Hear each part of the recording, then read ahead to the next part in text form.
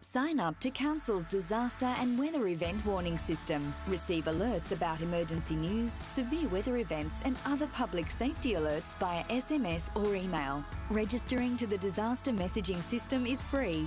To register, visit Gladstone Regional Council's Region Watch website and click on the Register for Warnings button. Get ready, Gladstone. Take the steps to protect what's most important to you. Let's be better prepared and protected for emergencies and disasters.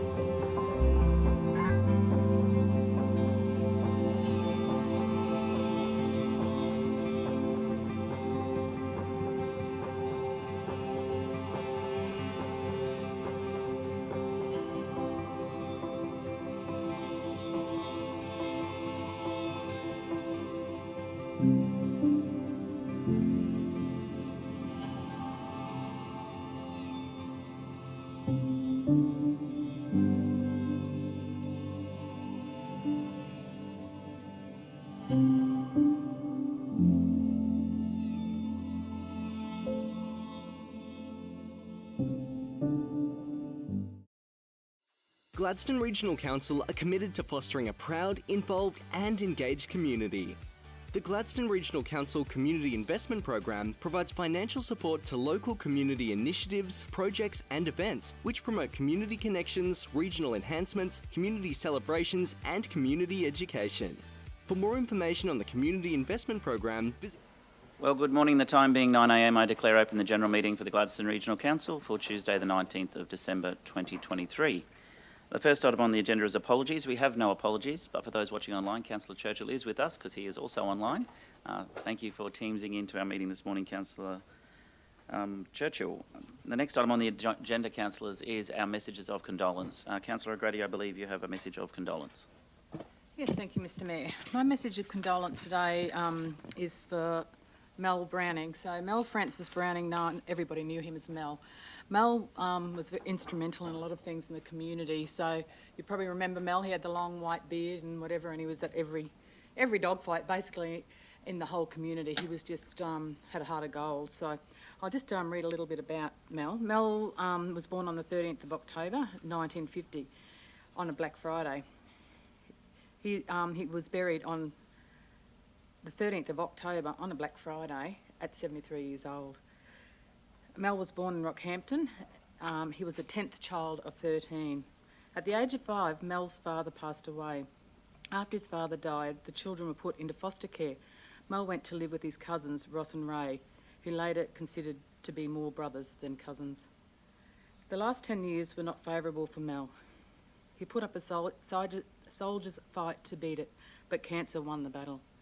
He also had the early stages of dementia. Mel feared dementia more than the cancer. Mel was a founding member of Curtis and District Trail Riding Club, later becoming life member. Mel and Cheryl were married on a trail ride with hundreds of trail riders present. Mel was a founding member of Mount Larkham RSL and a life subscriber for the sub-branch. Mel and Mike Sibley have been great mates since the early days of building the RSL. Mel was also a member of Mount Larkham Show Society for over 15 years, helping with any working bees that he ever could. Mel loved to help in the camp kitchen, in the fly-in, and also at Mount Larkham Show, where the Curtis Coast Trail Riders had their stall or their shed. Mel was also a member of Calliope Orchid Club since its inception. Mel was a member of the Calliope Men's Shed, and he was always known as the cheeky man. Mel had a big heart, and his heart held a lot of love. Mel loved his family, his friends were his family. He loved you all. Thank you. Thank you. Any further messages of condolence, councillors? No. The next item on the agenda is prior notifications of conflicts of interest, and we have a number today, so I'll start with Councillor Hanson in 4.6.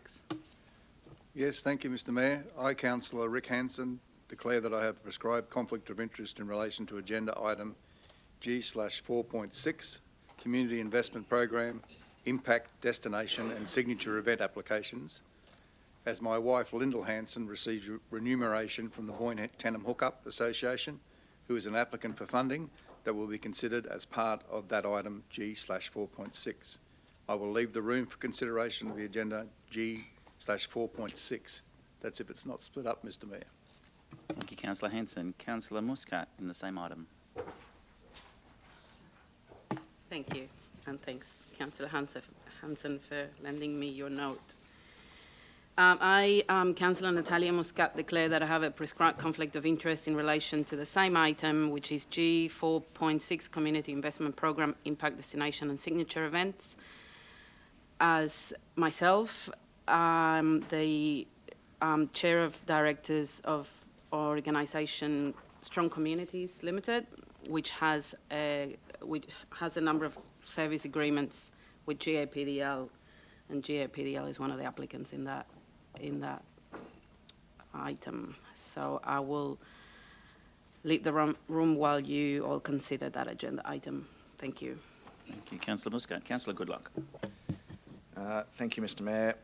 I, Khan Goodluck, Councillor, would like to declare that I have a declarable conflict of interest in a recent topic of discussion at the Councillor Information Session of the 12th of December 2023 regarding funding opportunities for regional precincts. My conflict arises as I am the President of the Boyne Tenham Arts Business and Community Association Inc., or the BTABC, who has expressed an interest in the land associated with an identified precinct, which is Lot 21 SP 252843. While this matter is not part of today's agenda, as a result of this declarable conflict of interest, I did leave the room at that information session, and I will not participate in any future decisions relating to the expression of interest in Lot 21 SP 252843, and will leave the room should the matter arise. Thank you, Councillor Goodluck. Councillor O'Grady. Thank you, Mr Mayor. I, Desley O'Grady, have previously declared a conflict of interest in agenda item G4.4, 1770 low pressure sewage system, as my brother has a commercial connection to the system and my relatives are the operators of a plumbing business who frequently work on the system. Accordingly, my family may be impacted by council's decision, and I will leave the room. Thank you. Thank you, Councillor O'Grady. The next item on the agenda is the Mayor's statement, and I'd like to start by Mentioning the Auckland Hill Stage 1 facility project has officially opened. I was there with the chairman and the CEO of the Gladstone Ports Corporation, and it was fantastic to see Stage 1 of the redevelopment of Auckland Hill open. Access at the moment is via the stairs, but of course there will be access via the hill once Stage 2 is completed mid next year, so that'll be fantastic new facility up there. Already Stage 1 is excellent, so for those able to, for now, use the stairs to access, go up and enjoy the view. And when Stage 2 is completed, of course, there'll be disability access as well, and of course a new kiosk and new lookouts on both the front of the hill overlooking Auckland House and overlooking Port Central as well on the other side of the hill as well. So fantastic redevelopment, Stage 1 officially open. There is lots happening in the Gladstone region, as I've said previously, over the school holidays, particularly for our younger generation. The school holiday program is already in full swing. Our local facilities at our libraries, our botanic gardens, our art gallery are all very busy at the moment, but of course there's also the Festival of Summer, which kicks off in January as well. So visit Council's website or the Entertainment Centre website for more information on what activities there are to keep the kids busy during the school holidays. Some other events I'd like to mention is the Twilight Markets in Agnes on the 23rd, Saturday the 23rd of December. Food, obviously market stalls, food, live music as well, so that's in Tom Jeffrey Park. There's a Christmas drop-in centre at Slow Lane Cafe on Christmas Day from 10 a.m. to 2 p.m. I notice the owner of the cafe here today, Simon McClintock. Rosebery, Queensland Dignity Hub, Christmas breakfast as well, another free event, is being hosted on Christmas Day as well. For those wanting to find out more information, visit the Rosebery Queensland website, Facebook for more information. 1770 Market's also happening on the 28th of December from 8 a.m. to 1 p.m. And if you love your Speedway, it's back again on the 29th of December. The Gladstone Speedway Late Model Summer Speed Week, Australia versus USA. I'm sure we'll show our friends overseas how good we can race in the Speedway. Then just wrapping up the year, of course, we have our New Year's party at the GPC Marina Parklands and also the Bullion Street Party for those in the Boyne Valley or anyone who wants to go out there and enjoy that as well. And then just two final things I'd like to mention. Staying in Agnes. Agnes is the theme this morning, the 2023 State Tourism Awards. I'd like to congratulate Neil Mergard and the team at 1770 Lark Tours for their silver medal for their tour and transport operations. So well done to Neil and the team. And finally, at our LGAQ conference this year, where we hosted all 77 councils and over 700 delegates and about 1,000 visitors to our region, we were able to acknowledge the service of many councillors across the state for their service to their community. But one councillor, very important, who was unable to be there though, was Councillor Trevor. And I would like to acknowledge Councillor Trevor today for his 10 years service to our local community as a councillor. Thank you.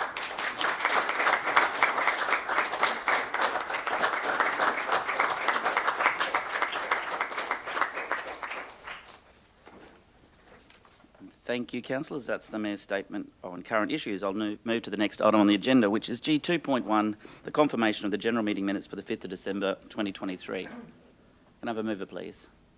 Move Councillor Churchill, second Councillor Hanson, that they're true and correct record. All in favour? Motion is carried. We have no deputations this morning, councillors, so I'll move straight into our officers' reports. The first officers' report is G4.1, the monthly financial report for the period ending the 30th of November 2023, and I'll hand over to the Acting Financial Controller, Sarge Raja Paksha. Thank you, Sarge. Thank you, Mayor. Good morning, Mayor. Good morning, councillors. So today I'll be looking at our monthly financial report for the period ending 30th of November 2023, as we approach the midpoint of the financial year. I take it that the report has been read, but I will walk through some of the key points in the report, and you can feel free to ask me questions throughout my report description or afterwards. So the percentage of the year past pro rata rate as at the 30th of November is 41.64%. And if we start with our recurrent revenue, we are currently at 29% of our annual budget. There are a few delays in some revenue items like general purpose grants, income tax equivalents and dividends, but we're expecting these to catch up later in the year, mainly due to timing differences of when we receive the revenue. On a brighter note, our interest revenue is doing exceptionally well, hitting 66% of our annual target, with $3.2 million earned year to date. On our term deposits, they're yielding as high as 5.36%, so it deserves a special mention there. Onto our recurrent expenditure, we've utilized 36.95% of our budget. The slower pace is mainly due to timing of spend in contractor and consultant expenses. We have about $1.8 million allocated for consulting related to the Works Delivery Improvement Plan. Most of these expenses are anticipated to be incurred later in the second half of the year. With regards to our contractor expenses, they primarily relate to the REPA works, but of course, as you all know, there's offsetting revenue from REPA through the Works for Queensland program.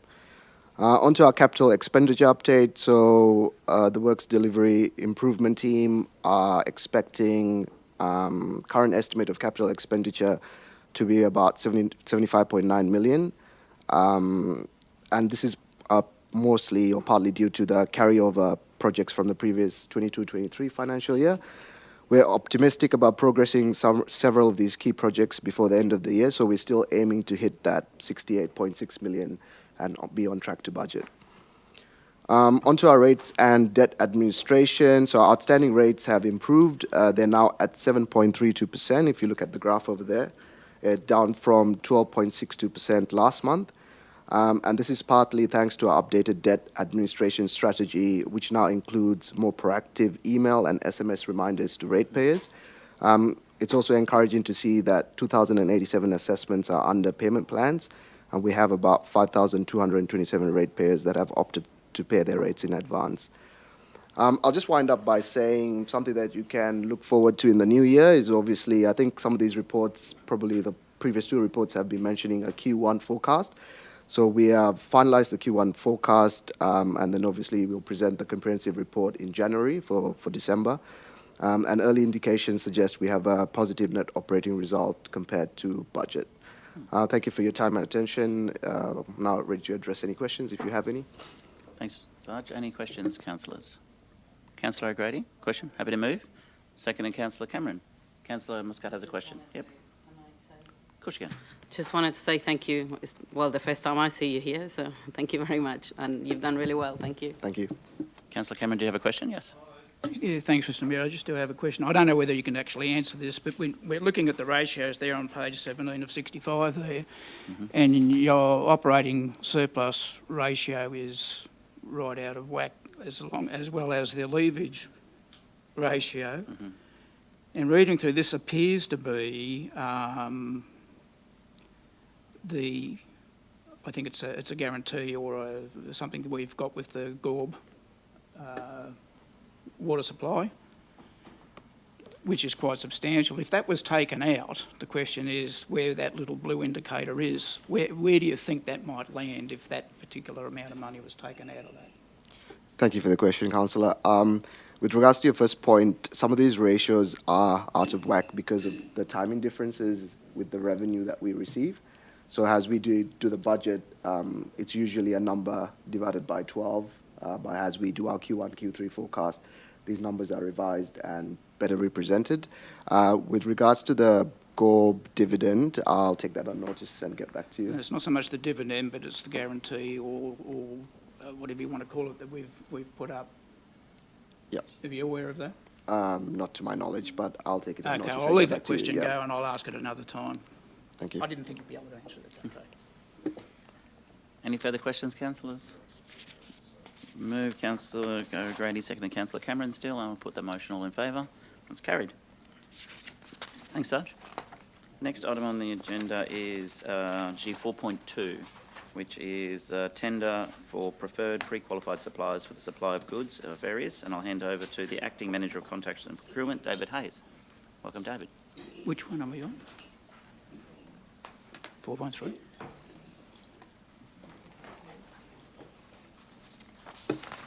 Hello, how are you? Morning. Yeah, we'd just like this report to be reviewed by council and for approval if possible. Can do. Councillors, you've all read your report. Is there any questions for our Acting Manager, please? Councillor Henson's happy to move. Yes, I am. Thank you. Yes, I am, Mr Mayor. Thank you. Councillor Trevor's happy to second. That was very easy. Got out of that very simple, I think. No further questions or comments? It's a very straightforward recommendation, councillors. Must be out of whack Yeah. here. I'm going to put the motion now. All in favour? Motion's carried. Thank you. Thanks, Dave. That was very easy. We'll move to the next item on the agenda, which is the sale of land, lots 206, 213, 214 and 7251, Railway Terrace, Yabobo. And I'll hand over to the General Manager of Assets and Environment, Mark Francis. Thank you, Mark. Thank you, Mayor. Good morning, councillors.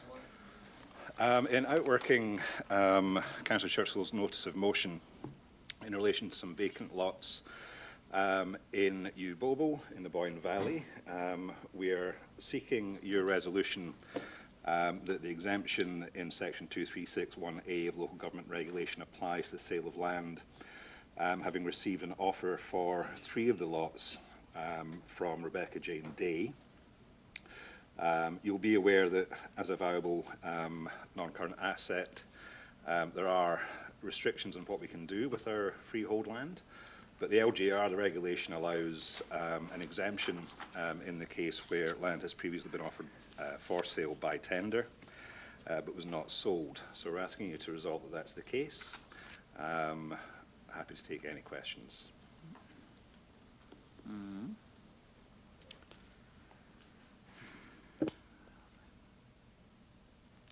Questions, councillors? Councillor Churchill would like to lead you in on this one. I'm sure he would. Councillor Churchill, over to you. Yeah, look, thanks very much for that. I know that my notice of motion, and I'm sure my colleagues share the same understanding, that the intent was to put them to use.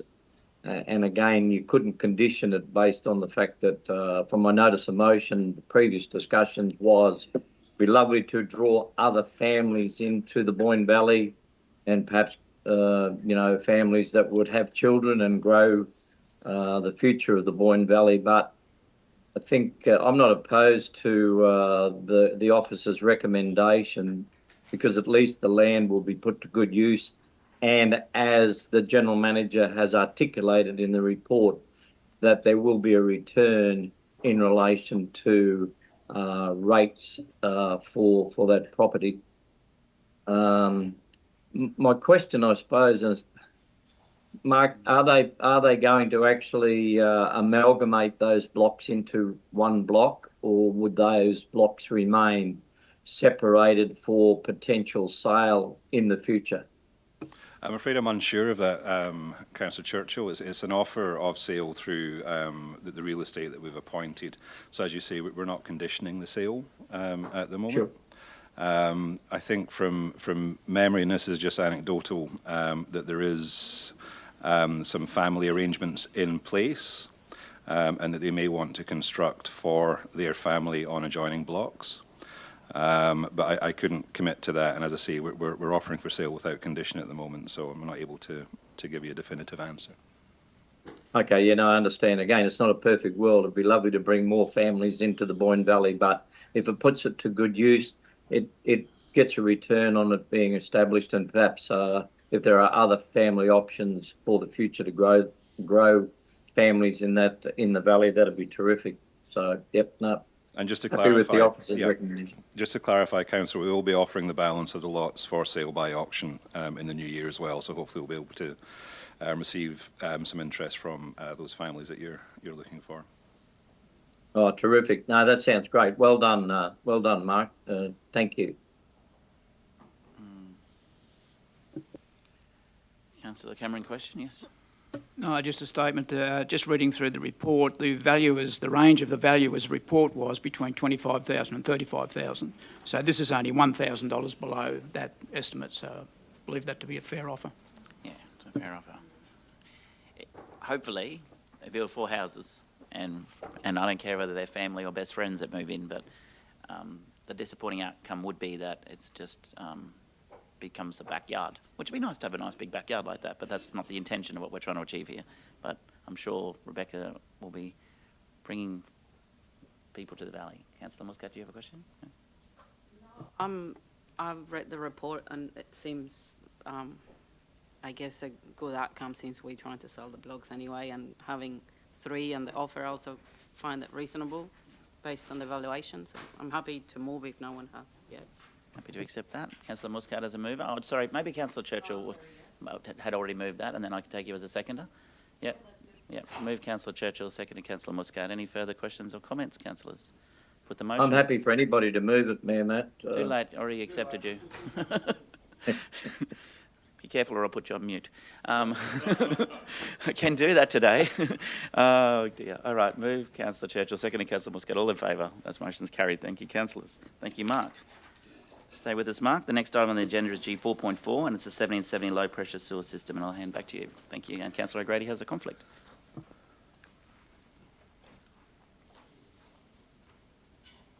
Thank you, Mayor. Following the 1770 Sewerage Action Group's deputation to Council early in the year, you resolved and requested that a comprehensive review of the low-pressure sewer system, which is installed in 1770, was undertaken. That was undertaken. The findings were presented to you in Agnes Water in September, and you asked at that point for a decision paper to be prepared for you before the end of the year.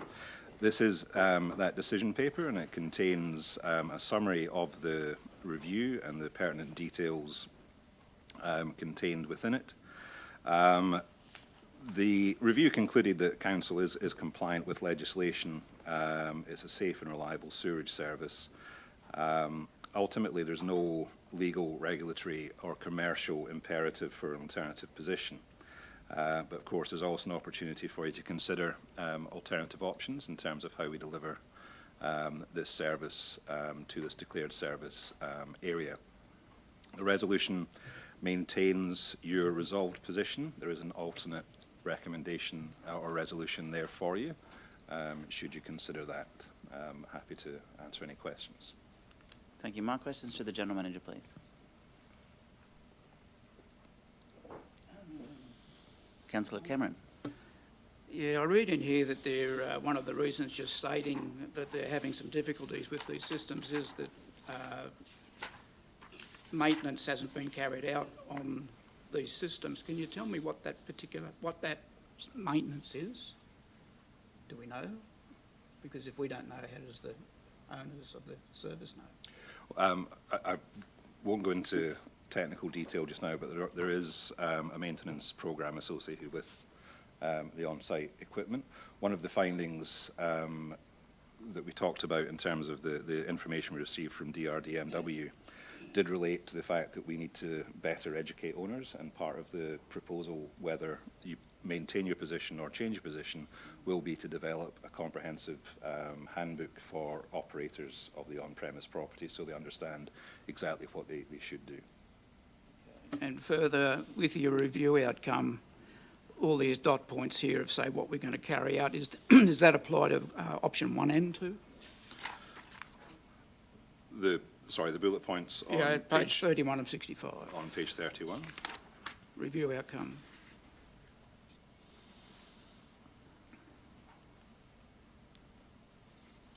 So these were potential actions that were considered but dismissed, leading to the two options which you have. The long list of... Oh, sorry, let's go to 32. Yeah. I beg your pardon, I started a bit early. Yeah. Where the... Yeah. Agreement of following responsibility. And summarised on 33. Yeah. Absolutely. So those bullet points would be contained in any agreement which we would put in place if you were to change the responsibilities and change from the current position. They would look slightly different if they were but in owners' principle, responsibilities. in principle, they would be pretty much the same. They would be similar, yes, but the responsibility for ownership and maintenance of the on-site properties would be obviously different. Okay, and we've got a list of LGAs that have these particular or similar services, and there's 29 in total. 21 of those 29 are operated by the LGA, 8 aren't. That's a 72% of it. I suppose we don't know whether they have always opted to operate, or is it something that had a similar situation and they took operation over? Do we know that? So some of them have historical arrangements through subdivision and developers, which established a scheme for a subdivision at the time, and that they've inherited that as unitary authorities have come in place. We've also seen service providers change their position. So we know that South Australia Water post 2018 changed from them controlling it and then give it back to the customers. We even have Yarra Valley Water, which allow a choose your own adventure, where you can choose to have the service provider take responsibility or take responsibility yourself. Does that answer your question, Councillor? Yeah, sort of. Yeah. Well, look, I think to get things moving on, and I'm looking to support option 2.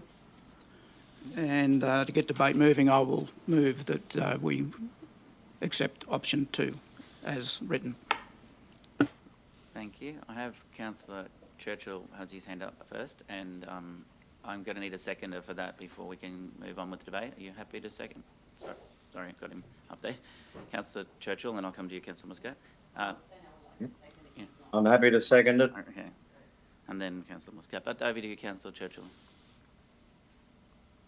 Yeah, thank you. Did you get did you get my seconder, or is there another seconder at the table? You're the seconder. You're the seconder. I have a thirder if I need it. There's a couple of thirders. Right. Okay, then thank you for that response. I wanted to ask a particular question, but before I do, and I'm sure others will have comments and things to say, but there's been a lot of reading and reports, emails, on-site inspections and more. And in 2016, I made a decision, as my colleagues know, that I voted against doing nothing, and my position has remained the same, continues. In fact, I'm probably more strong-willed and steadfast that the council needs to do the right thing in this particular situation.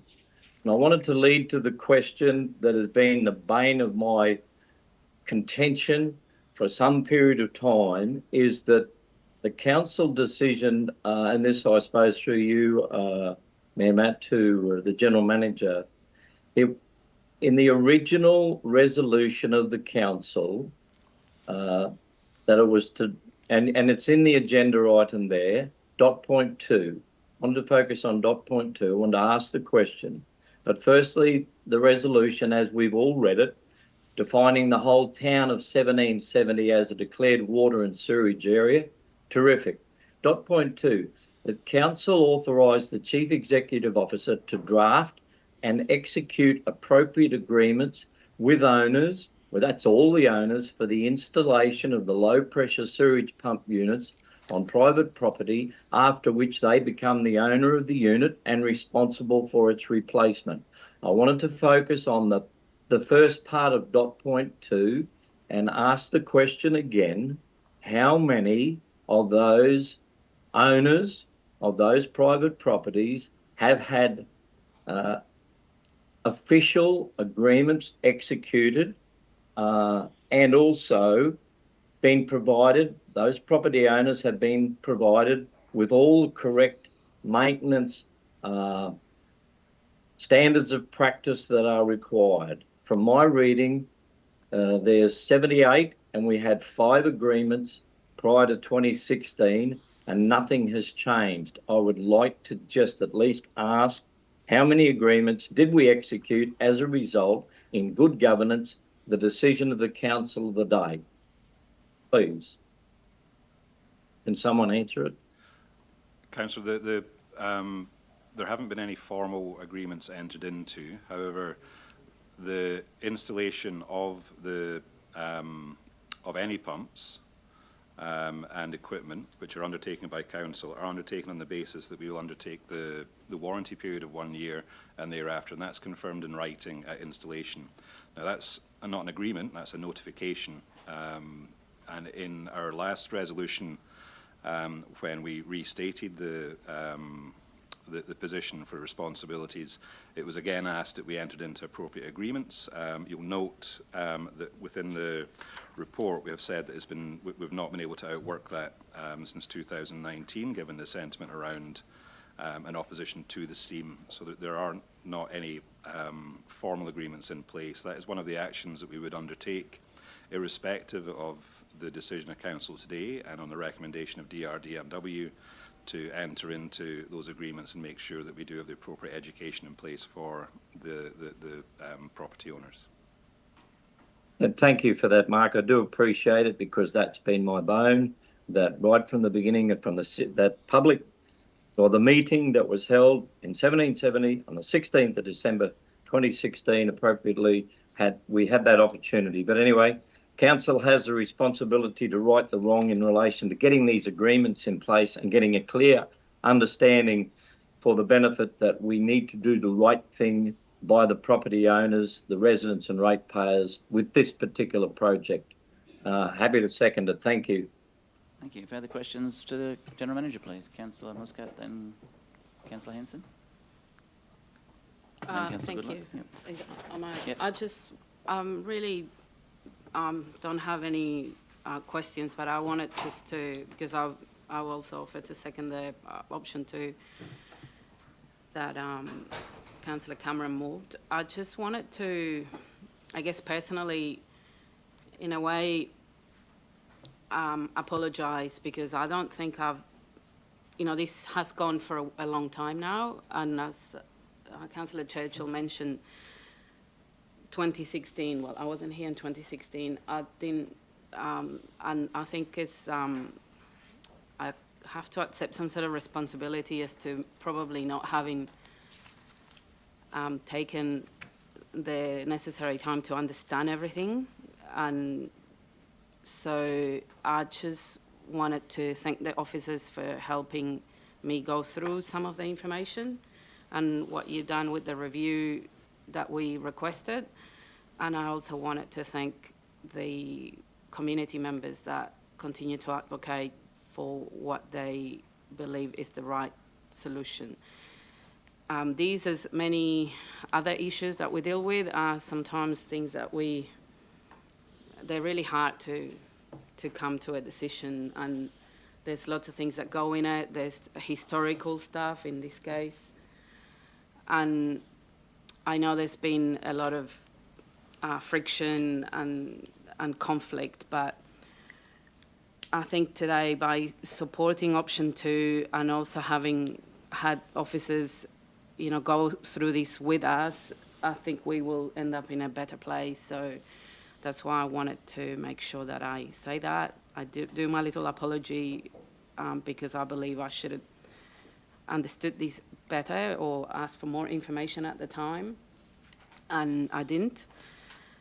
So I'm just would like us to see how we go in this journey and see if we can all start from a positive note with everyone involved. So thank you. Councillor Muscat, Councillor Hanson, then Councillor Goodluck.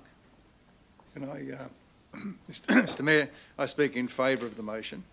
I've been through all the iterations of this except for the first instance when it was decided by Miriam Vale Shire Council originally. Yes, we've made a few errors here and there. Previously, we've had, as in paragraph 3 on page 29, I think it is, the review has concluded that easements are not a requirement or a deciding factor in consideration of costs associated with the changes in this responsibility. And that was one of the big bugbears in the decision was made in 2016 anyway, as well as us not willing to go to the gravity feed system because of the cost in the report. But I think that we've seen many instances of multiple pump and or controller failures over this period, and I think we're putting the community at risk in not owning this system as we do every other sewerage asset we have in the community. My question is that have we got if this motion gets up and we own the system, will our maintenance and spare part inventory reflect what we absolutely need to maintain these systems? That was one question. And I think the point about remote monitoring is a good point. And also, I agree with Councillor Churchill on the lack of agreements. We should have everybody have an agreement in place if we own the facility, the assets. So I'm in favour of your motion, Councillor Cameron. Thanks, Councillor Hanson. Before I go back to Councillor Cameron, Councillor Goodluck, what was next? There were 3 questions. Oh, sorry. Answer the questions. It's probably a good idea. In reverse order, yes, we'll put agreements in place with every property owner that has low-pressure sewer system on-premise equipment. Remote monitoring is an opportunity. We're understanding more about remote monitoring. As we have smart meters just now, we may be able to use that technology to assist us. Inventory and spare part and maintenance schedules would be agreed. The maintenance schedules, as it is with large pumps, small pumps, even our wastewater treatment plants, a lot of the maintenance is visual and audible, where you would undertake an inspection of the kit, make sure it's working, no funny noises, those types of things, and we would schedule those in at the appropriate periods. In terms of the rollable spares and the critical spares, we would have the necessary amount on hand to undertake. Sometimes, as it is just now, that is a best guess in terms of what we do. As soon as we have a pump, then the warranty starts ticking on that. I think we've explained that previously, so it's difficult to have a lot on stock because the warranty then starts to run down. But we would start to formalise our spares process and our critical spares process for that. Thank you. Councillor Goodluck. Thank you, Mr. Mayor.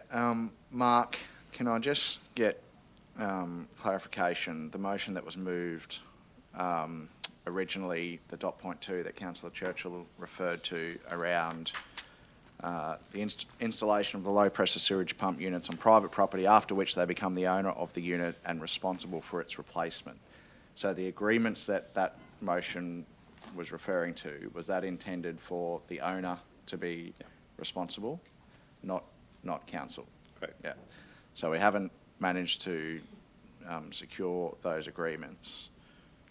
So there's 78 connections. I think I read in the report there was 20 pumps that have been replaced over a 10-year period. Were those, do you know if those 20 pumps, so 20 out of 78 is 25%, do you know if those 20 pumps were 20 individual different properties, or was there some pumps that were replaced more than once? I think from memory that there have been a couple of properties where the pump has failed twice, but of the ones that replaced, I would say the vast majority are a single replacement. Okay, so 25% in 10 years. And my question around the service providers that own and operate and maintain those systems, did we look at what sort of charge arrangements those service providers have? You mentioned, I think it was the Yarra Valley Water, where a resident can choose whether Yarra Valley will own and operate or whether they will do it themselves. I suspect at least in that instance there would be a charge, a special charge rate attached to that. Do you know if that's how the other 20 service providers operate, or is there varying different schemes in how they manage that? It is all very variable in how you do it. As I say, some of the historic installations are based on subdivision, and then we've got, there's special charges raised in the developer at that point for the ongoing costs. So it's very difficult to point to the perfect model for this that people undertake. For the one I mentioned with Yarra Valley, then there is a special charge on that, which recognises that there are responsibilities which the service provider undertakes in that position. It also allows, if you do not go with the service provider in that instance, then it also you get to choose your own equipment as well, but then you also take on additional liability if that fails. Okay, and then I think it's mentioned in the report, and I just wanted some clarification around this point. I just need to find it. It mentioned somewhere about, it was at a cost of about $36,000 a year, was it? 56. Sorry, if we went with option 2, and I lost my page there, was it 36 or 56? the financial resource implications on the last page. Is that what you're looking for? Yeah. Yes, that's what I'm referring to. 53. 31.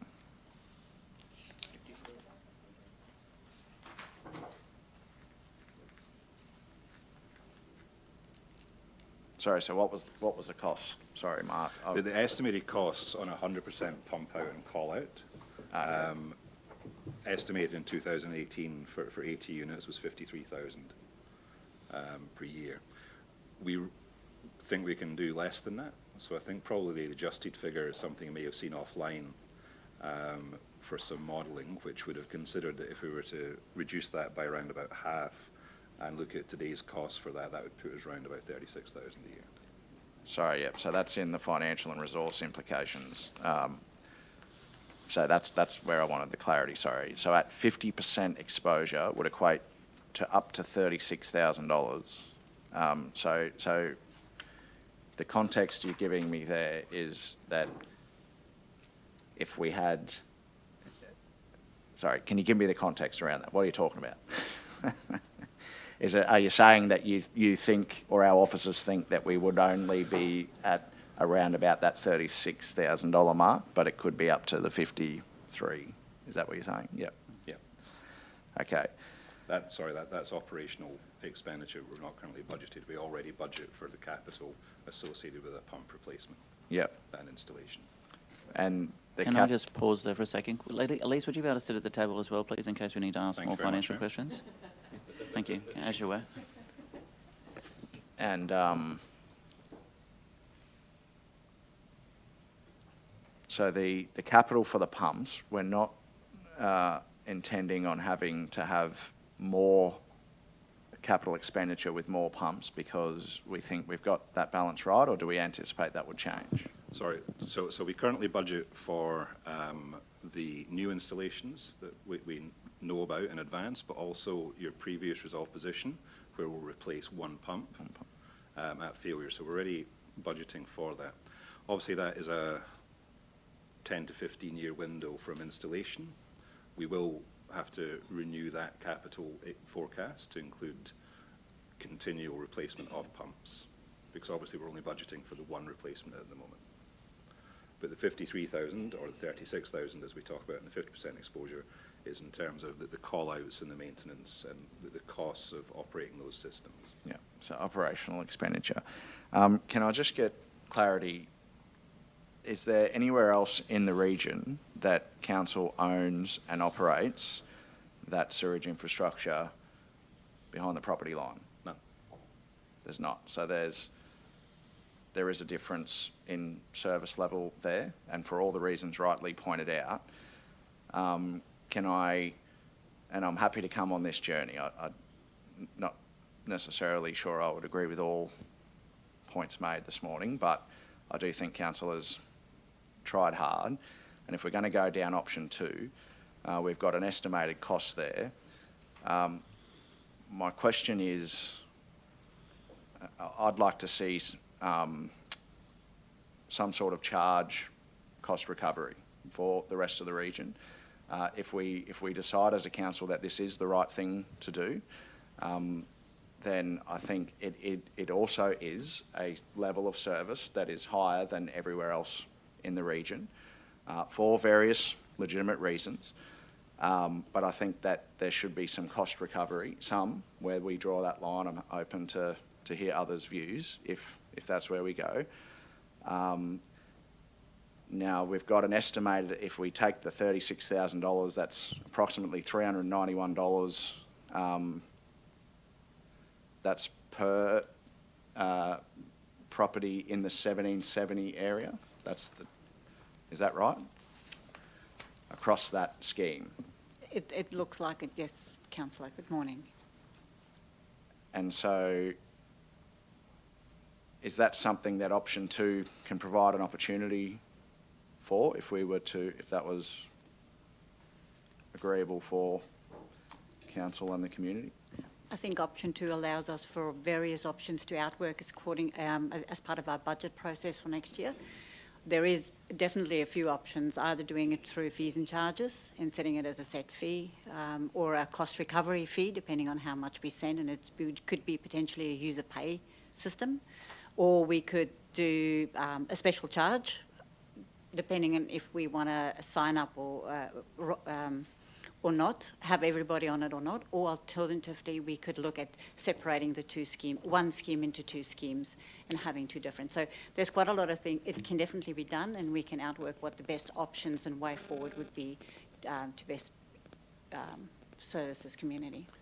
And I just,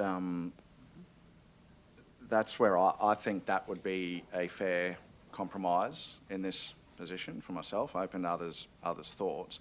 But would there need to be, if that was the way council was willing to go, and it may not be, we'll see, but would that need to be noted in a resolution here today, or is that something we would outwork after, if option 2 was adopted here today, given that it's been moved and seconded? Tanya, I think we can have I probably have to look at you. Can I throw to Lisa?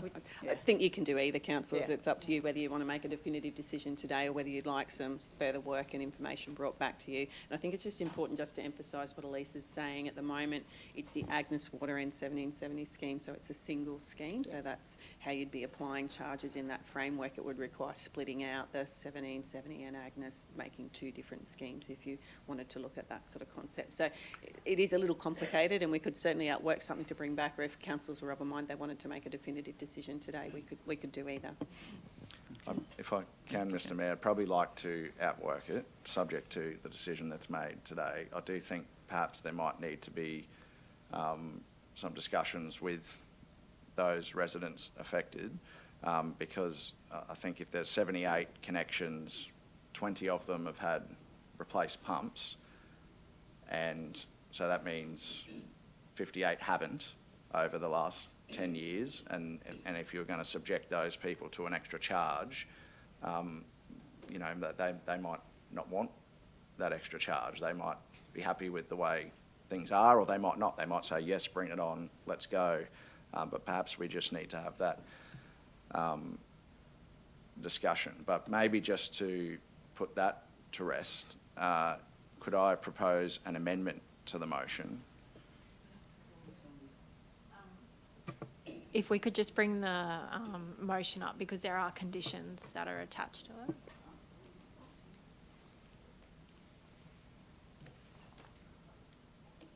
Beg your pardon? Thank you. No, we're not going to vote. This has been an issue, as you rightly pointed out, has been going on since 2016, and before that, since the Miriamvale Shire, and this is not coming back to the table again. This is going to be resolved today, I think, one way or another, and I have a mover and I have a seconder, and that's why I've got those movers and seconders, so that we could all have a conversation. Everybody else has spoken. I'm waiting for the left side of the table to have their say as well. And I'm also happy to accept amendment, but... Well, I'm happy if you've got others that want to, if you could come back to me for the amendment before you put them. Can you think about that, please? Because actually, Councillor Cameron and Councillor Branthwaite, I might jump in myself, if that's all right. Mr Mayor, wouldn't you do the amendment straight away, because the councillors can only speak on or against the motion for once, can't they? Well, if I allowed according to our standing orders. I'm not going to introduce standing orders in December 2023 and follow them to the T when we haven't followed them for the entire term. Thank you. Right. We allow everyone to speak in the chamber, and I don't ever, and that's what with this motion may take hours, and I don't mind how long it takes. We're going to get it right. I'm going to have a say now.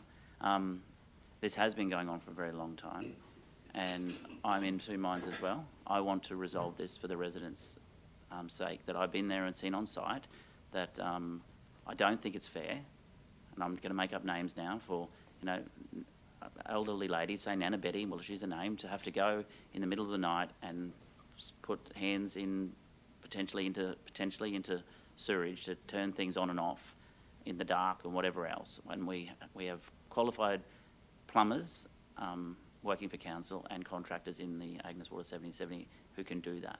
So I am not opposed to us taking this back on, and option 2 seems a way forward. I also support what Councillor Goodluck is suggesting, is we've got to fund it a certain way. Now, how that's funded, whether it's funded completely and solely by the residents in 1770, or by the Agnes Water 1770 scheme, or by the wider community, That's the decision we need to make today. And if that's where your amendment's going, I'm looking forward to hearing it. But I'm also understanding where councillors are going with this. This has been going on for a long time. We have a Supreme Court judgment in our favour. There is no wrong or right in terms of the law and what we have been doing and what we could continue to do. But it's what's right in the community's mind, and I can't get continuing what we're doing as the right thing to do.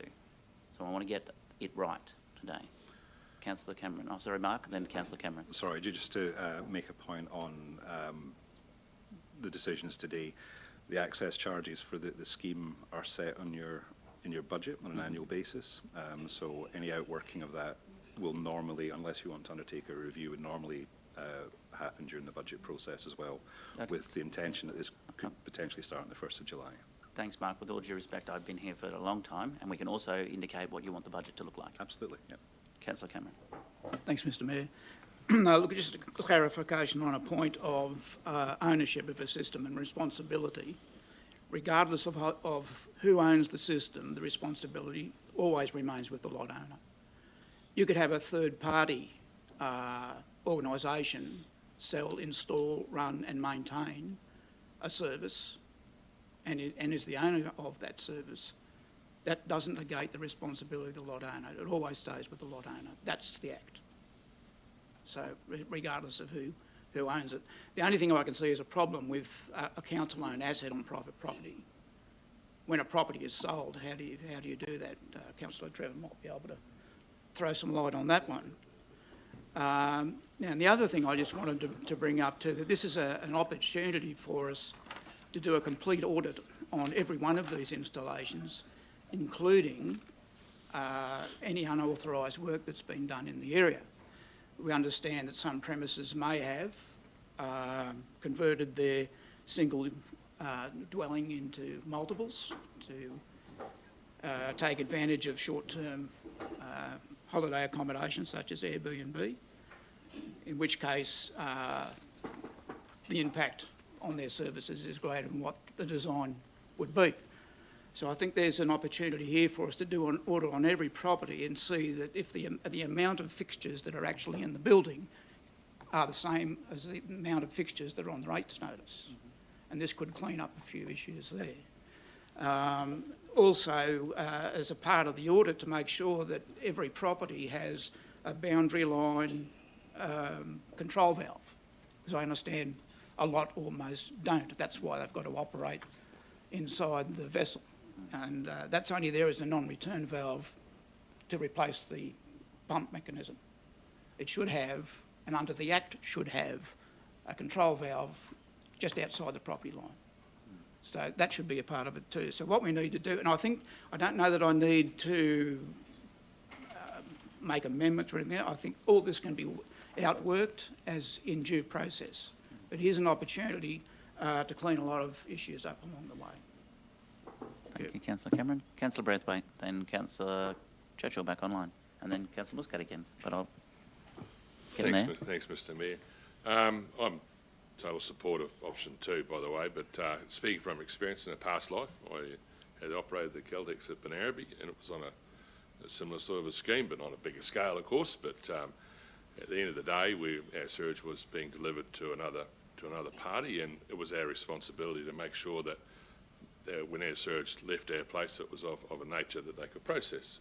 And with people flushing denim shorts and undies and all sorts of material down the toilets, they get caught up. And I would say that a lot of these breakdowns are due to that sort of thing happening, and Airbnbs and places that really have got people flushing things down the toilets that shouldn't be flushed down. So, to me, the actual option allows for those sort of things to be captured, and if there's anything illegal going down there that's causing the breakdowns, then it's the property owner's responsibility.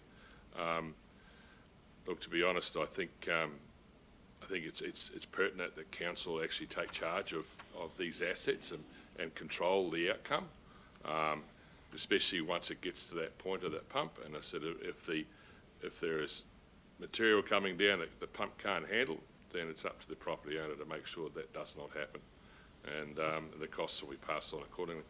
I actually with Councillor Khan, his point being made of cost recovery. It's one of those things that I don't believe is actually caught up in this either, and I think it might be something for another day, but in saying that, there needs to be certainly debated out as to where that should come from, because I'm sure the rest of the community really don't want to foot a bill for somebody else like that. Just my thoughts. Thank you. Thank you. I've got Councillor Churchill, then Councillor Muscat, and then I'll throw back to the Deputy. Yeah, thanks, Mayor Matt. Look, there's probably going to be a lot more said about this, but the fact is that first thing I'm going to say is that it's well known that the 1770 low pressure sewage screen installation was flawed. And I agree with Councillor Cameron there before that perhaps it is timely to get a complete audit, because we're also aware that there was domestic infrastructure now sitting in commercial premises. And my bone of contention was the decision of council was never achieved, and we should have fulfilled that requirement in good governance to put those agreements in place and provide all the property owners with all their requirements and responsibilities, whether it's about ownership or maintenance or call it whatever you like. So that failure effectively to secure the agreements has been the problem. So I'll go back to my point before. Today is a defining moment. I know where Councillor Khan's coming from, and that is appropriately relevant, because the decision that was made by the council of the day says, and I'll just refer back to that, please, if you don't mind. I'll just get it here. It effectively said that it defines the whole town of 1770 as a declared water and sewerage area. And if that be the case, then that can be done as a service provision discussion for the next council as a result of our decision today to do what needs to be done for the right benefits for the future, and that can be done in a budget cycle. There's probably a lot more to be covered, but I'll leave it at that. I'm sure others have got plenty to say. Thank you. Thank you, Councillor Churchill, Councillor Muscat, and Councillor Goodluck. But I also would like to hear from Councillor Trevor in case you'd like to comment as well. Thank you. I won't say too much. I know. Thank you for letting me speak again. I just wanted to make a couple of points.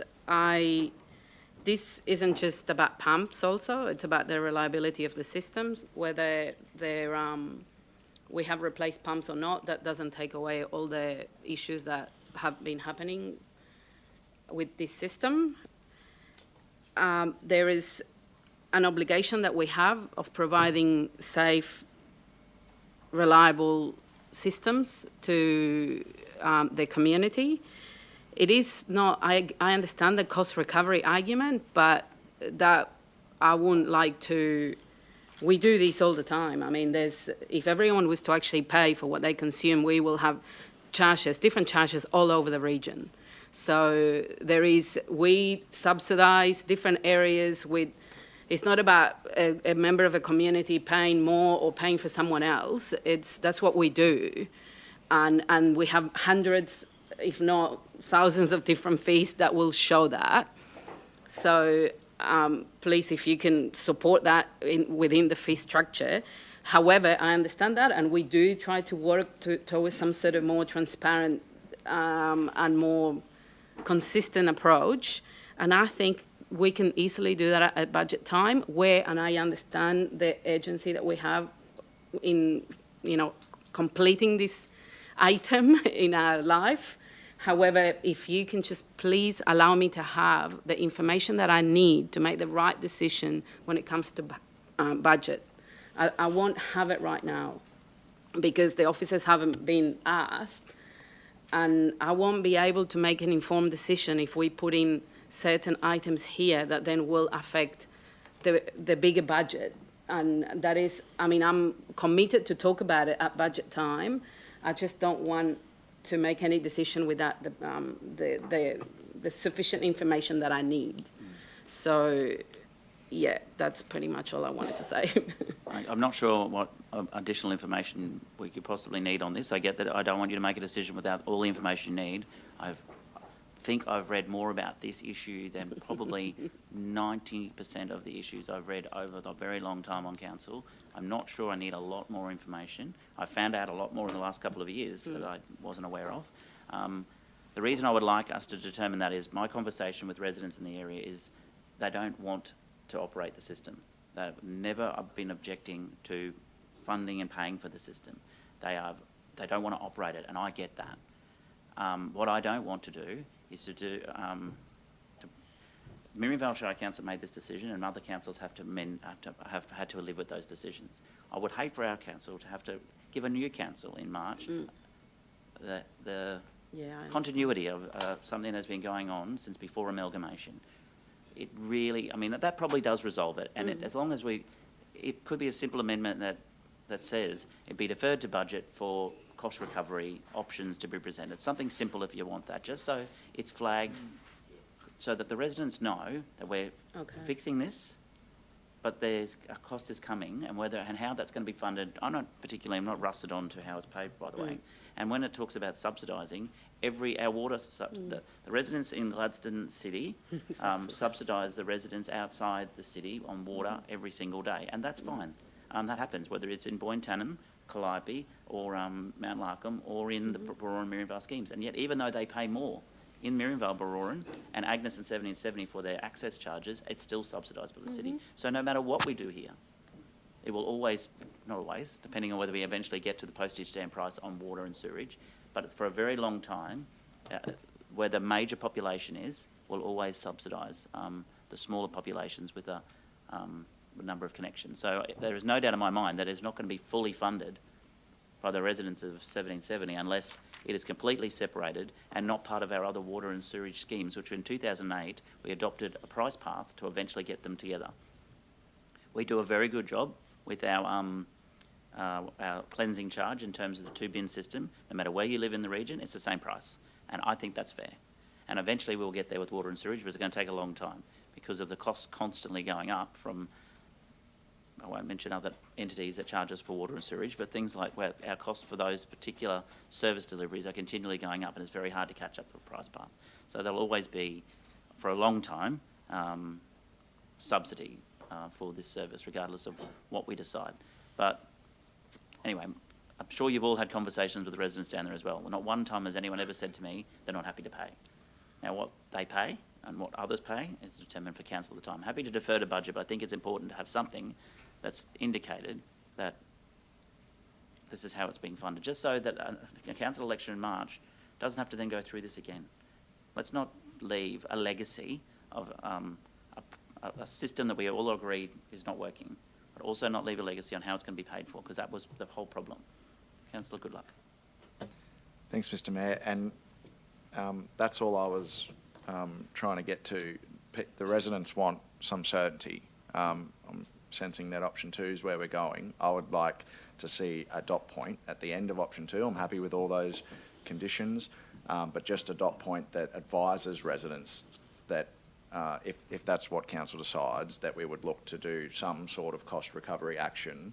And yes, we can work that where we draw that line through budget, but it gives them the certainty that yes, we're going to take on this system, but there will be a cost involved, and we'll let you know what that cost is.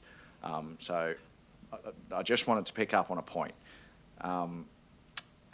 Mark, the option 2 here is still subject to council entering an agreement with the landowner. Now, I acknowledge Councillor Churchill's point around, there should have been agreements entered into. We've seen, not just in this issue, but on other issues where we are relying on landowners to enter agreements, that sometimes it just doesn't happen for whatever reason. So my question is, what if option 2 is adopted today and a landowner or a number of landowners do not enter into an agreement with council, what position does that leave them in? Do they stay in the status quo until such time as they enter an agreement? Because we can't force landowners to enter an agreement with us, to sign an agreement, to get the documentation back. So if that doesn't happen, where does that landowner sit if they don't enter this agreement?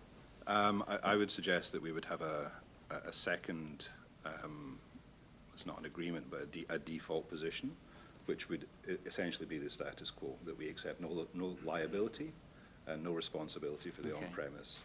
So similar as we had the discussion regarding our gates and grids, where we're going to have a period by which somebody can undertake an agreement. So we will have a sunset period during that, during which time, if an agreement is not entered into, we'll make it very clear by notification that we take no responsibility for the on-premises equipment.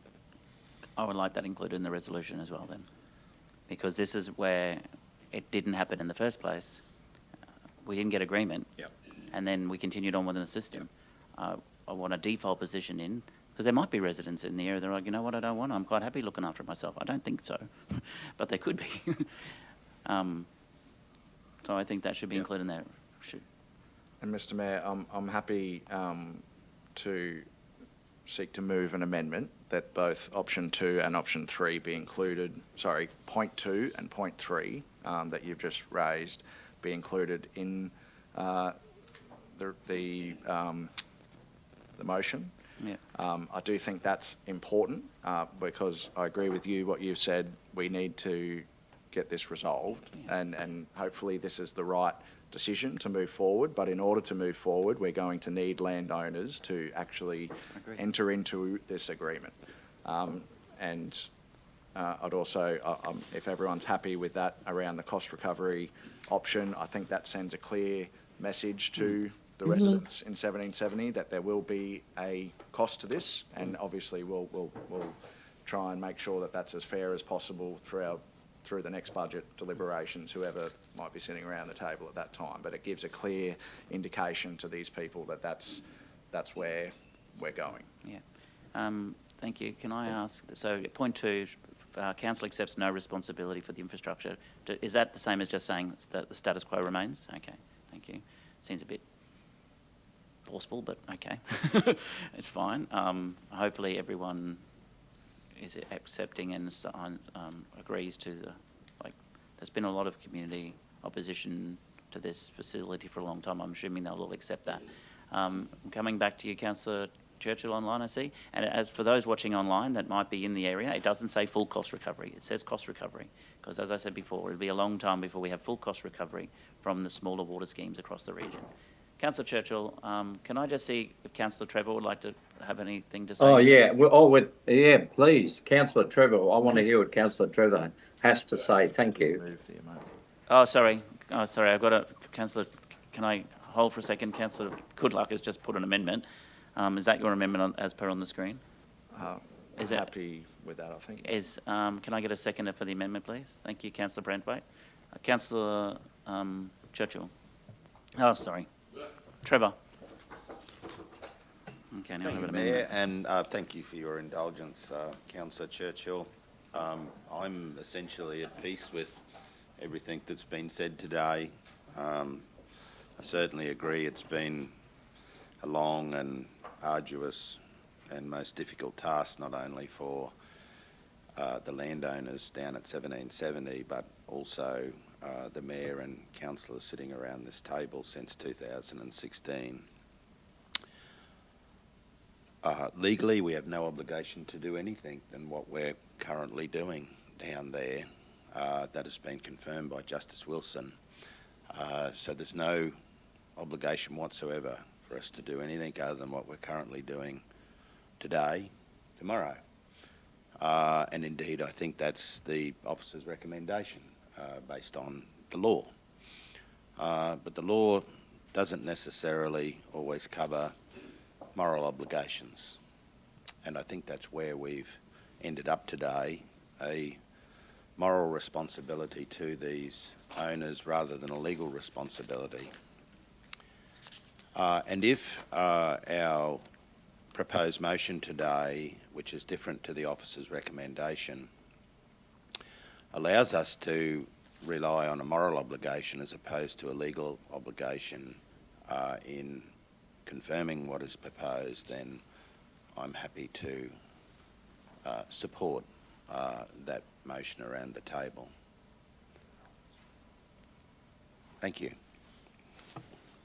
Thank you, Councillor Trevor. I'll throw to you, Councillor Churchill, and then I'm going to put the amendment before we go back potentially to the motion. Beg your pardon? Oh. I don't need his permission to do the amendment. He can determine whether he wants to vote for the amendment when I put the amendment. Thank you. Councillor Churchill. Yeah, thanks, Mayor Matt. And you are right, because we're dealing with an amendment at this stage. I'm not opposed to the principle of dot point 3 and agree with you in relation to not leaving any elements of doubt for the next council, the next elected council, when they go into the budget cycle. I can understand that.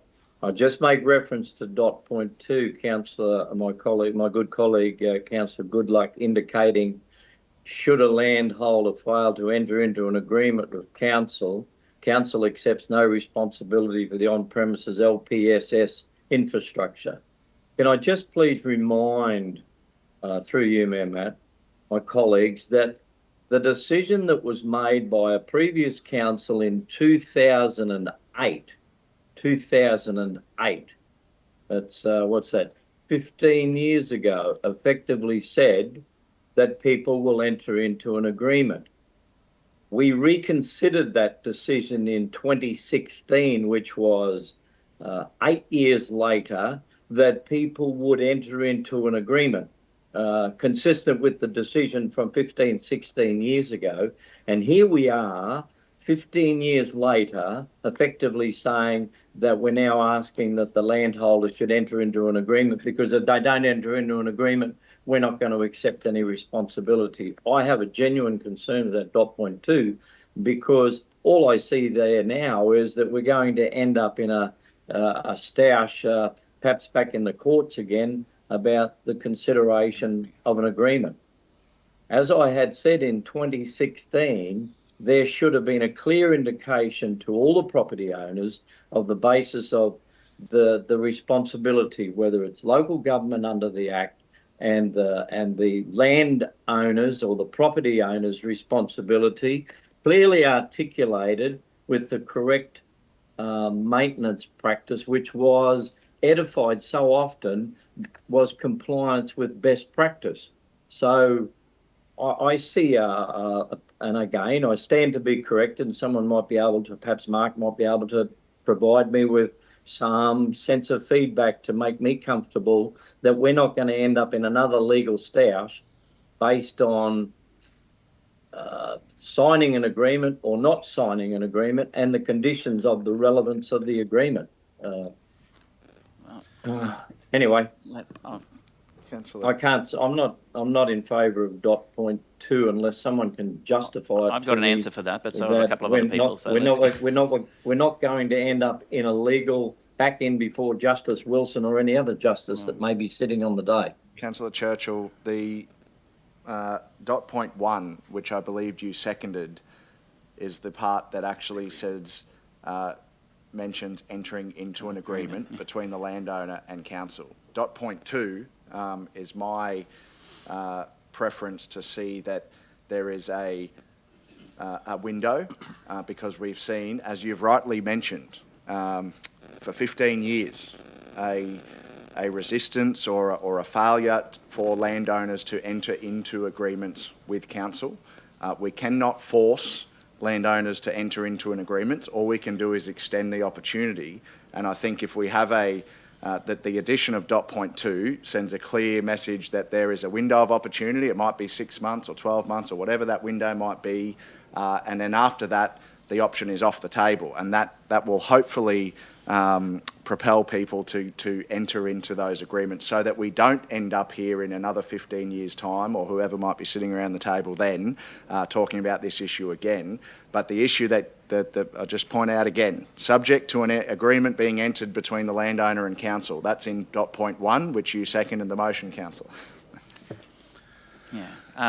And also, I think the reason there's been... Yeah, thanks for that, Councillor Khan. Just remember the exercise in the gates and grids of getting our rural ratepayers to enter into agreements. So just let's be mindful. Thank you. Yeah, well, I think the reason there's been reluctance to enter into an agreement previously is because we've been asking the residents to accept responsibility for the system. Now we're going to be saying to them, would you like to enter an agreement where we accept responsibility for it? I can't see there's going to be a problem. But dot point 2 is necessarily in case there isn't. Otherwise, the motion you have seconded becomes redundant, and we will be sitting here again. So I think it's very important that that dot point's there in case there is someone who does not want to enter into an agreement. It was not foreseen last time. It may not be foreseen this time. Mark. Thank you, Mayor.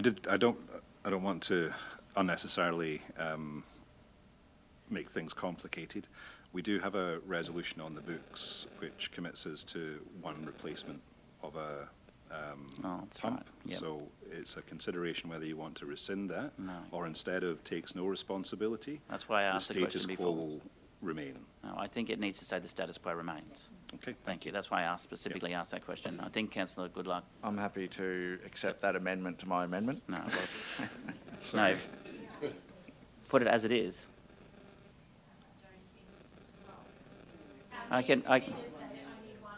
No, I don't need an amendment to his amendment. What I'm asking is, with the permission of the mover and the seconder, to edit the words, which is what we do many times. Should a landholder fail to enter into an agreement with the council, that the status quo remain. Or the previously resolved position. That edit, definitely not an amendment, is acceptable to me. Thank you. Don't worry. Once I'm going to put the amendment, then I'm going to put it as a motion if it passes, and if not, it'll come back. This will be passed appropriately and properly. Councillor Trevor. Thanks, Mayor. I just had a question or issue or something other than those two things that are bobbing around in my head in relation to the execution of any agreement. Or non-execution of it. Does that include paragraph 3 in the agreement? Cost recovery of the LPS be considered as part of the 2024-25 budget. Are you seeking to include that in the agreement with landowners? No? No, that's a decision for council to consider as part of the budget. Right. It's just a flag to the residents that there is a cost involved. Not full cost, most likely. I don't know what the council will do, but there is a cost involved. Yeah. That's right. Yes. Okay, that's good. Well, there will be something. There'll be a cost involved to the community of the Gladstone region for this. But how the council determines to pay for it will be determined at the budget. You're not making a final decision, you're just flagging an indication. Yeah, no, I just needed to clarify that because that may have been a bugbear. Contentious issue, Mayor. I get that. And if he said this is going to cost you an extra $400 each, then you probably are going to have problems getting everyone to sign up. But that's another decision for another day. That amendment was moved by Councillor Goodluck and seconded Councillor Branthwaite. Are you happy with the amendment, Councillor Branthwaite? Edit. Yes, I am, Mr. Sorry, Mayor. Councillor Muscat, do you have a comment?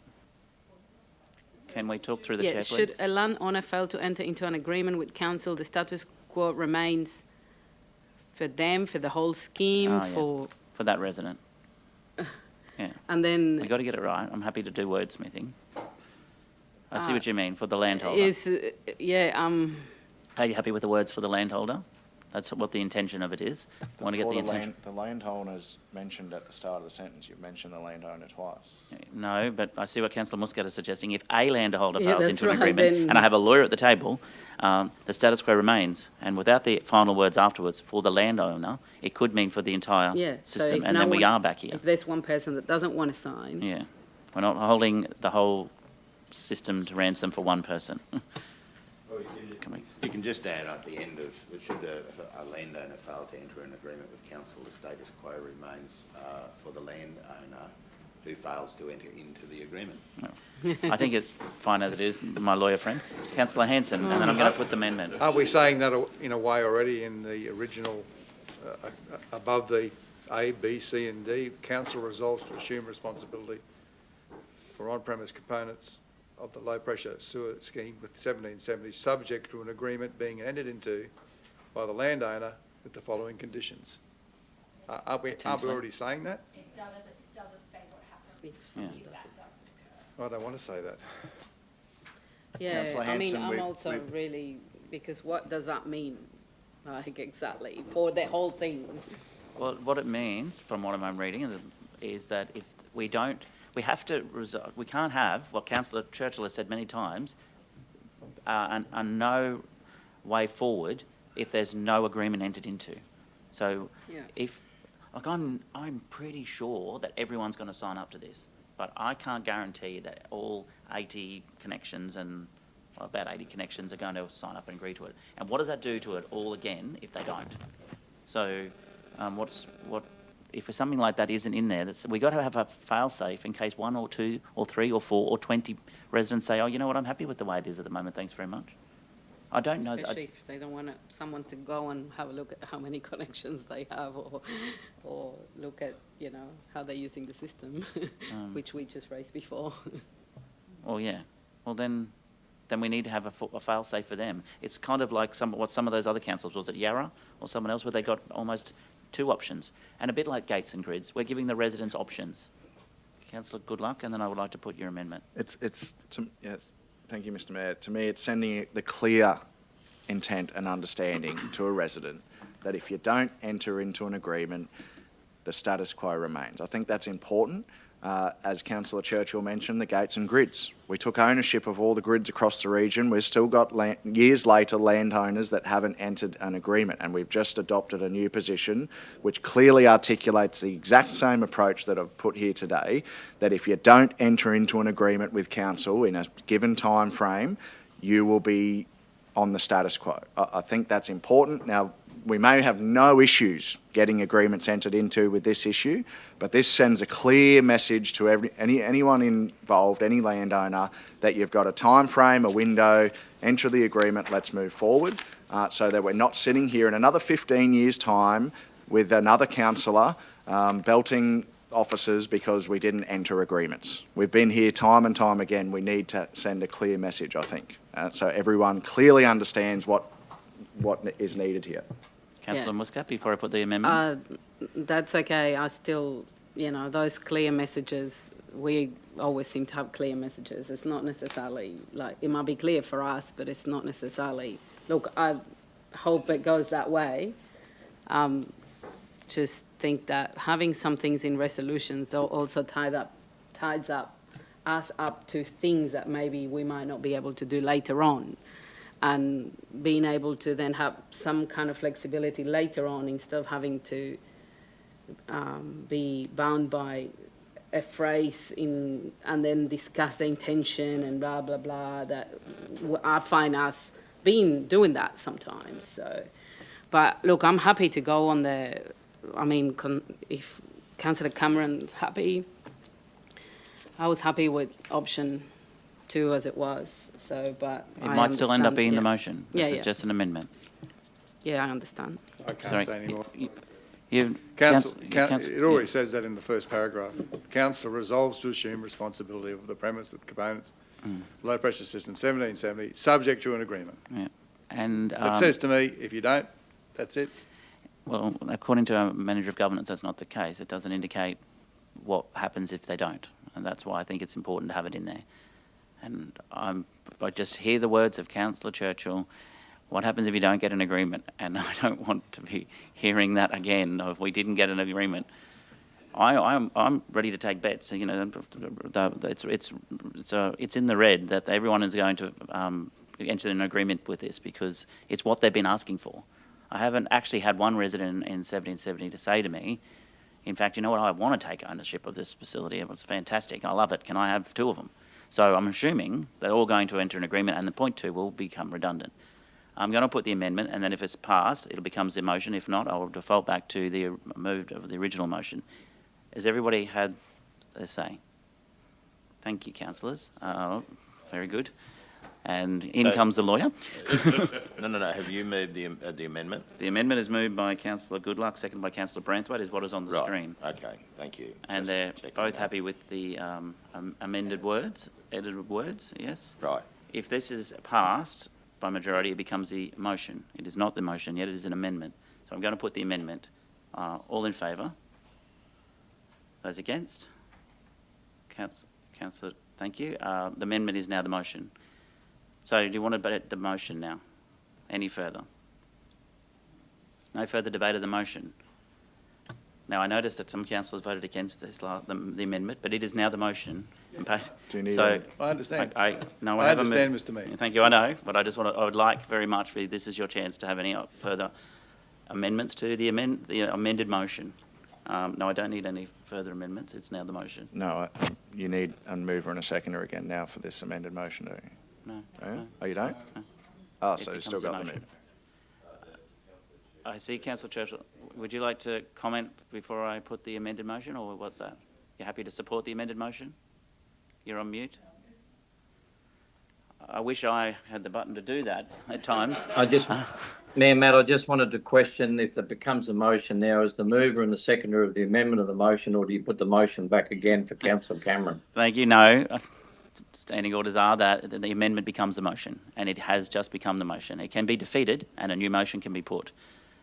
But I would really like, now that we've come this far, for us to be, everyone votes how you want to vote, but if you support the concept of us taking back ownership of this low-pressure sewer system, which is what the residents have been calling for a long time, all the other points are suggesting is that managing it if those don't enter an agreement, and flagging an indication of that going to the budget to be for costs to be considered. They are not bad points to be added to the amendment to the motion. I'm going to put the motion now. All in favour? Thank you. It's unanimous. I'd like to declare a division, Mr Mayor. Thank you, Councillor. Mayor Matt, I'd like to call a division. Well, I've got two divisions called. First time I've ever had two divisions called. All those in favour of the motion. Let the record show Councillor Churchill, Councillor Muscat, Councillor Hanson, Councillor Cameron, Councillor Trevor, Councillor Branthwaite, Councillor Goodluck and myself all voted in favour of the motion. Councillors, we will now break for morning tea. Thank you.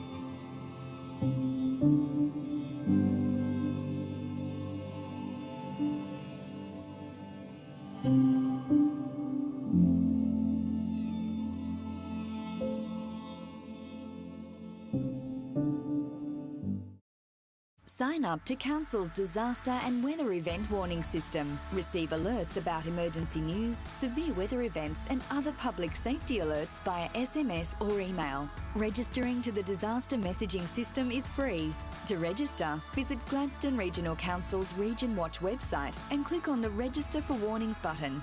Get ready, Gladstone. Take the steps to protect what's most important to you. Let's be better prepared and protected for emergencies and disasters.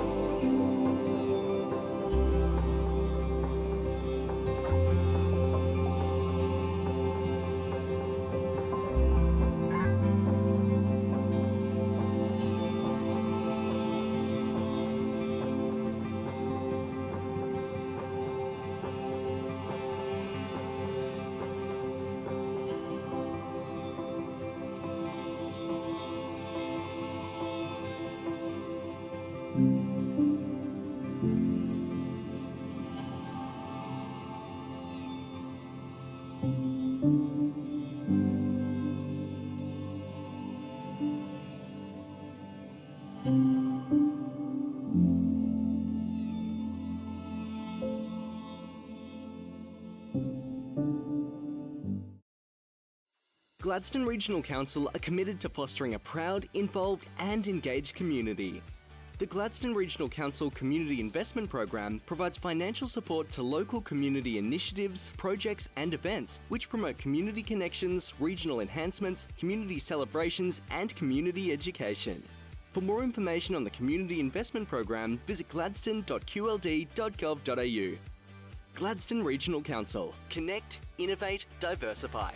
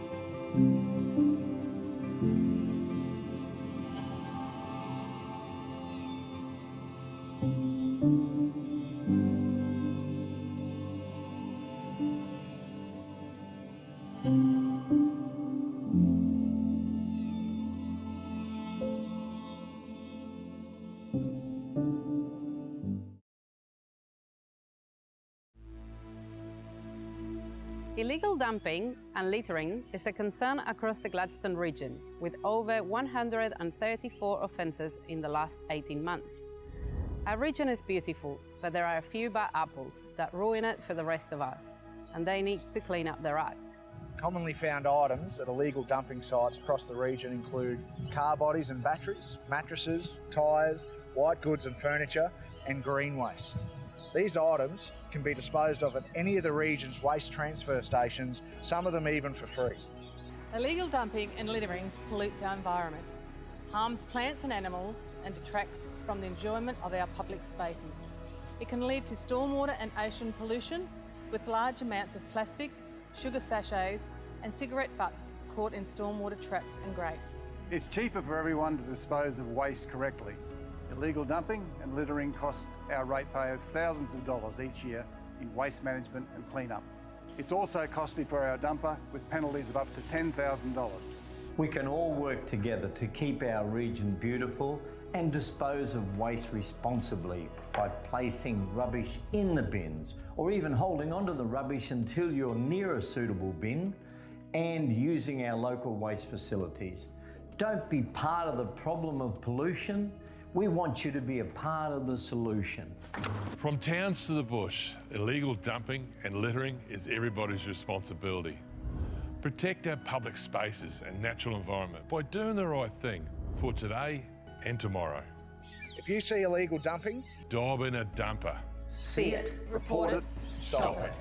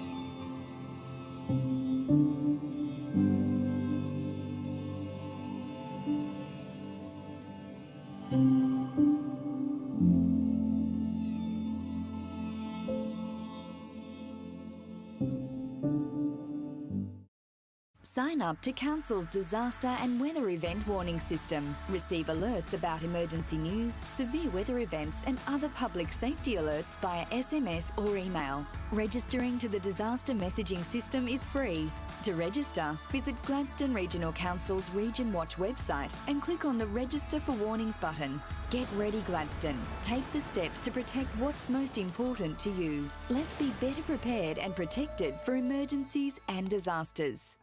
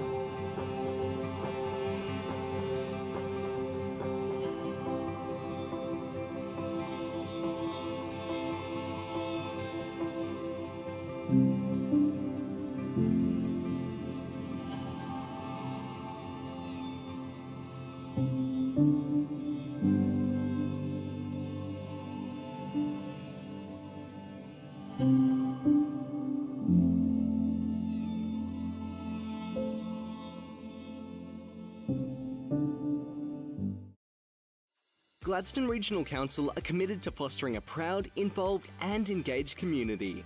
The Gladstone Regional Council Community Investment Program provides financial support to local community initiatives, projects and events which promote community connections, regional enhancements, community celebrations and community education. For more information on the Community Investment Program, visit gladstone.qld.gov.au. Gladstone Regional Council. Connect, innovate, diversify.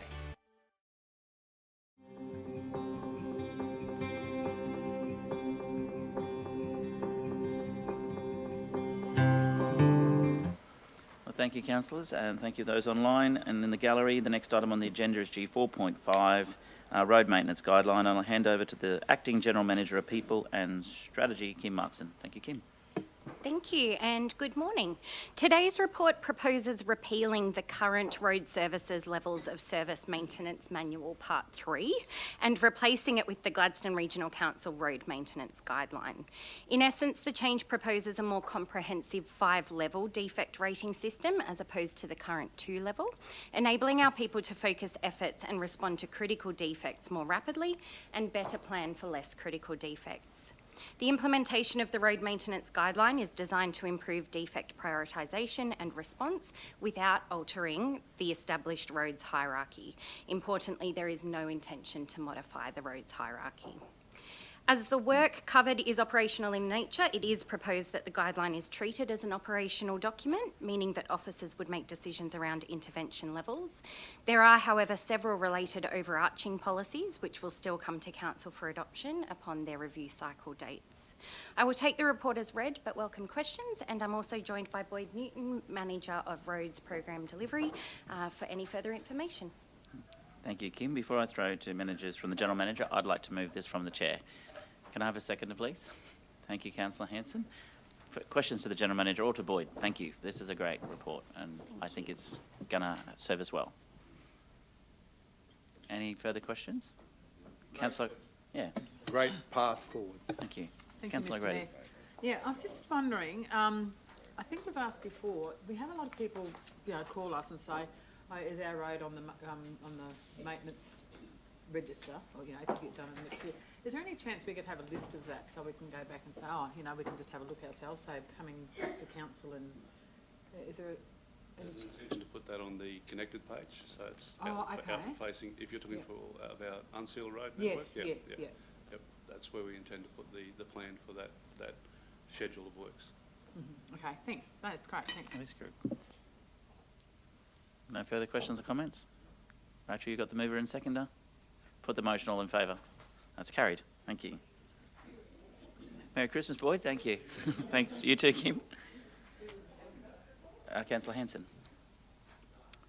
Welcome to the table. The next item on the agenda is G 4.6, Community Investment Program Impact Destination and Signature Event Applications.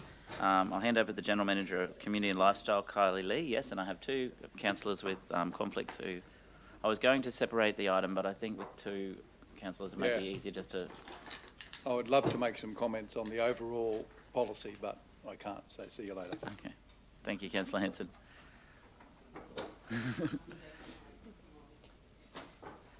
I remember last time we broke, I was happy when there was one councillor with a conflict to split it, but when it became two, I remember last time we were in and out and up and down and all over the place. It's easier for those at the boardroom that are still here without conflicts to make the decision. 1, 2, 3, 4. Yeah, there's still 7 of us. Perfect. All right. Thank you. I'll hand over to you, Kylie. Thank you, Mr Mayor, and thank you, councillors. This morning we are tabling the recommendations for the funding of community events through Council's Community Investment Program. I'm joined with our Manager of Community Partnerships, Bride Jansen, here today. Council has an allocated budget for this program of work for $280,000 in cash and $151,500 in kind, and that is allocated towards the impact, destination and signature event funding streams. Council undertook an expression of interest as per our revised policy, and we have received 13 requests from the community that total $479,000 in cash and $114,500 in kind. Officers have followed Council's approved policy and processes and have made a recommendation based on the assessments against the criteria set for each event category. I acknowledge that this is a difficult decision for councillors to make. You all want the very best for the Gladstone region, and if we had unlimited funding, we would likely fund all the events, but the reality is that we don't have unlimited funding. The officer's recommendation today is to fund 11 of the 13 applications received, distributing the funding in a fair and equitable manner within Council's budget of $280,000 in cash and $151,500 in kind. We invite any questions that might support your decision making this morning. Thank you, Kylie. Questions to the General Manager, please. Councillor Trevor. If I can just start the ball rolling, Mayor, please don't restrict me as this being my final say. Definitely not. Is it true to say, Kylie, that I just heard that you said that if you had more money in your budget,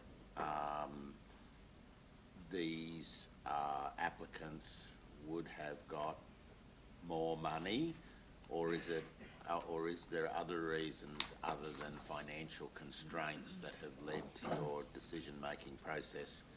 I have no objections to the decision-making process, and I understand the policy and all of that, but this has been a bugbear for me for a while, that perhaps when we originally allocated funding for these projects, we underestimated not only the amount of applicants, but also the costs associated or increased costs associated with delivering a project for our community now, given the CPI increases, the rising cost of living. Everything has gone up, rightly or wrongly, and of course all of these community projects are now constrained by our original budget, which may or may not have, I can't recall, taken into consideration what has happened since our original determination in relation to allocation of funding. So we've had this massive ballooning of expense, and I guess the question that I'm trying to extrapolate from you, or the answer I'm trying to extrapolate from you, is if there was more money in the pie when this decision-making process was made, would you have allocated more funding to more of the projects? Short answer, no. There's two applications that absolutely don't meet the criteria and have scored at 50% or 45%. So if we did have an increased budget, we would still not recommend to fund those two applications. Council, in its budgeting process, applied an increase in operational business units to cover for CPI increases. So the budget has, across the business unit, had a slight increase. Councillor O'Grady. Thank you, Mr Mayor. I just got a question about the attendees for the events. So, for instance, the hookup, they're saying 30,000 people. That's obviously over the weekend because you could never fit 30,000 people in. So, like, then you look at, say, the Agnes Blues and Roots Festival. So they're, that's probably a bad example. Let's go to 1770 Festival. Let me, find it, 1770 Festival. So it's got projected attendees 4,774. So is that at any one time? It just doesn't seem right because I know there's a lot of people go, or should they be counting their days? So they have that many people per day, or so should they be adding, saying the whole of the attendance for the 2 or 3 days? Should they be adding that, timesing that by 3, or hookup should be only looking at one night? I got another question too. Yeah. Thank you, Councillor O'Grady. So yes, the Boyne-Tanham hookup is the attendance over the duration of the event. My understanding is that is the case for the 1770 Festival, but I would have to take that on notice to confirm. That is the figure that's been provided as part of their application for total attendance.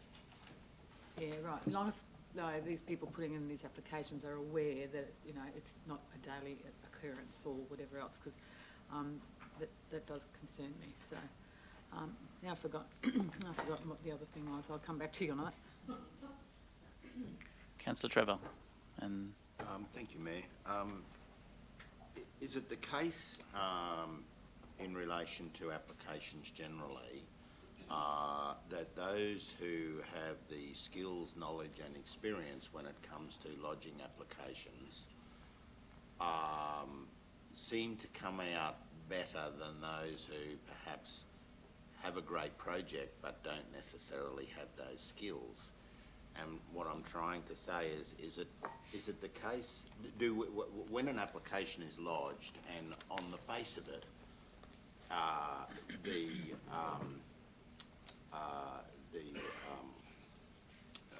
the event looks good, but the mechanics of the application aren't there to fall within the policy guidelines, do you go back to the applicant and say, hey, we think this is a good project, but you probably need to get an expert or you need to get someone in to tighten up your application because as I say, on the face of it, it looks good, but you need some meat on the bones. Do we give them that opportunity to do that, or does that then bring about you favouring that application over the other applicant? What I'm trying to say, I guess, is some people are really good at doing applications, and some people aren't necessarily so good.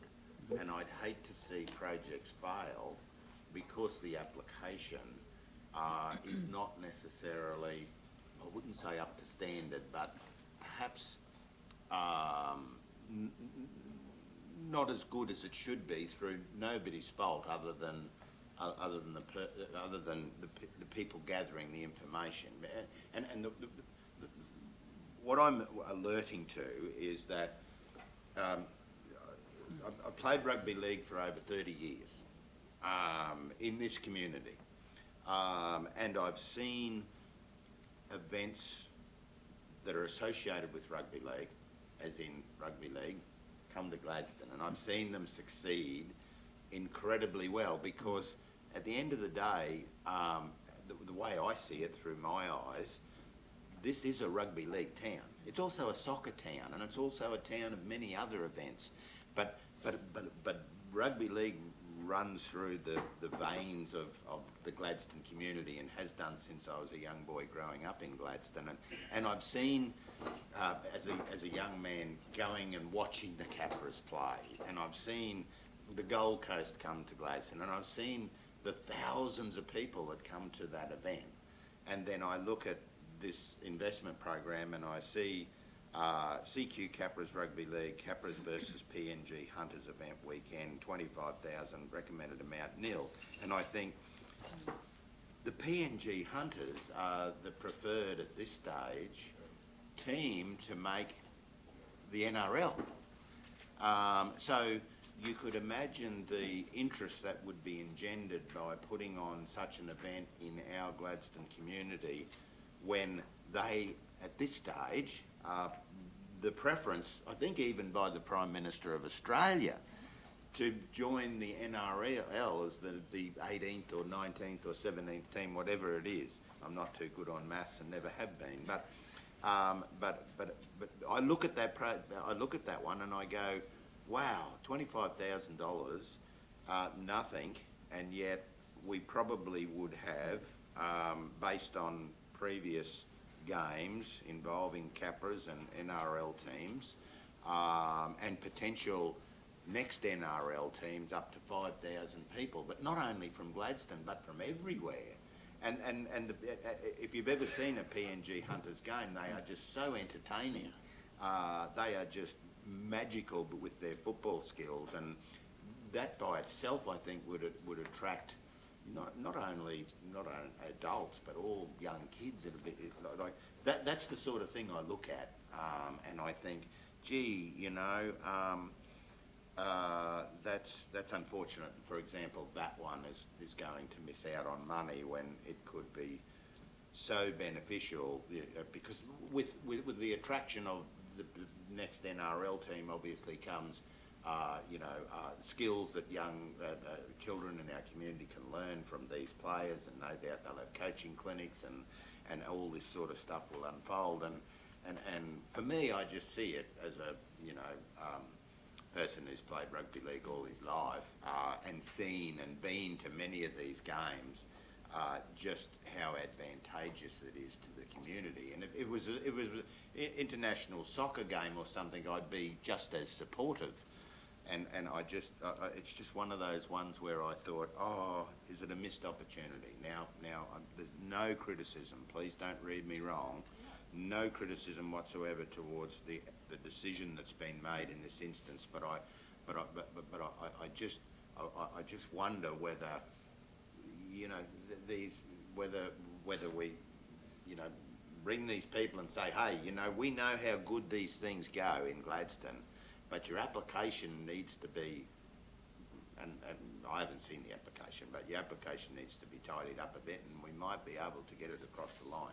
I don't know whether you do that or whether they're allowed to do that, but it's just, I guess I've argued enough, but I've just seen what's happened over the years, and interesting for me, that's all. Thank you for your question, Councillor Trevor, and I'll try to answer all of those. For a start, the panel assesses the applications based on the application that's submitted, so that we're having a fair and equitable process. That said, we run 2 rounds of community education per year through our Community Investment Roadshow that supports applicants in how to make a good application. We also refer people to NFP House for grant writing assistance, and also to GAPDL to support them with some tourism figures that we often ask for in these applications. Furthermore, we also make our Community Investment Officer available, and some people within this group have actually reached out 2 or 3 times to ensure that they've submitted a great application. I'm all for rugby league, and in fact we've secured a great game as part of our community events portfolio with the Capras, so that's a really great outcome for that. But for this application, less than 50%, so there was 2 questions left unanswered. The remaining questions were 2 sentences per category, so there wasn't a lot for us to assess. It is a great event, great initiative, absolutely agree with you. But as far as the provision of information to be able to assess an application, there was really not a lot for the panel to go on. We've got Councillor Churchill, good luck, and then O'Grady again. Yeah, thanks, Matt. Thanks, Kylie, and thanks, Bri. Couple of questions. Firstly, is our current budget for 23-24 completely exhausted for these major destination projects? Yes, it is, Councillor Churchill, yes. Okay, thank you, which leads me to the next question. I suppose it's probably, not necessarily, might be just a subset or an appendix to where Councillor Trevor was coming from. If we were, or if I was to move any motion that is contrary to your current recommendation on the agenda, then there would have to be another subsequent decision made in relation to a budget amendment, or is that done at a budget meeting later on? Perhaps for you, Madam CEO. Thank you, Councillor Churchill. We'd monitor and do our forecasting and see where we may have potential savings in other areas of our budget to balance out. So we always bring that to you on a 6-monthly basis to look at our overall position. So I wouldn't anticipate an individual budget revision item for this specific matter. But if overall we require that, then we would bring that to you as a whole package. Okay, thank you for that. I do appreciate that advice. So therefore, subsequently, then back to Kylie and Bri, is there any of those particular applications, if you were to bring back a report at some stage, depending on the timing of the event, that we could favourably consider if there happened to be a level of surplus in that area of community events, the likelihood of being able to provide additional funding over and above what's recommended? There is a possibility to fund over and above, Councillor Churchill, but it will mean that something else won't be delivered within the program. So we've budgeted for an annual community partnerships program. This community investment program is a portion of that. So as the CEO said, when we're looking for savings, that may mean something else is not delivered or there's a reduction of funding somewhere else. Okay, thank you. And I'm just, like Councillor Trevor, they're having the discussion about, those that can fill out the applications and those that can't, because we go through this so regularly, it seems like we're doing it every month or two, but it's not. And I have the utmost respect for the assessment panel's deliberation in compliance with our policy, but do you think the time is arriving, like other governments are doing, to develop, and as we've seen now with our Regional Arts Development Fund funding, that we should now start to consider, perhaps for our major destination events, multi-year agreements, rather than going through the hoops and hurdles of justification and still wanting to make it open and transparent for everybody to be aware. But some of our major destination projects, they need that commitment longer term, and perhaps a multi-year agreement, a 3-year agreement perhaps, or for the term of the council, to ensure that they can strengthen their business plans and also do the major attraction to grow the events even more as a regional destination. I'd love to know your thoughts, Kylie and Bri. I absolutely agree with you, Councillor Churchill. We have undertaken multi-term sponsorship agreements in the past, and I would welcome bringing them back to the table. So, yep, very happy to do that. Okay, thank you. Thank you, Councillor. That doesn't change the recommendation for today, though, does it? Thank you. Well, we haven't got a mover or a seconder for anything yet, but we have still got councillors wanting to speak, including Councillor Goodluck. Thanks, Mr. Mayor. Thanks, Kylie and Bri. Just on are we able to please set a clear criteria around the attendance, or maybe not criteria is the wrong word,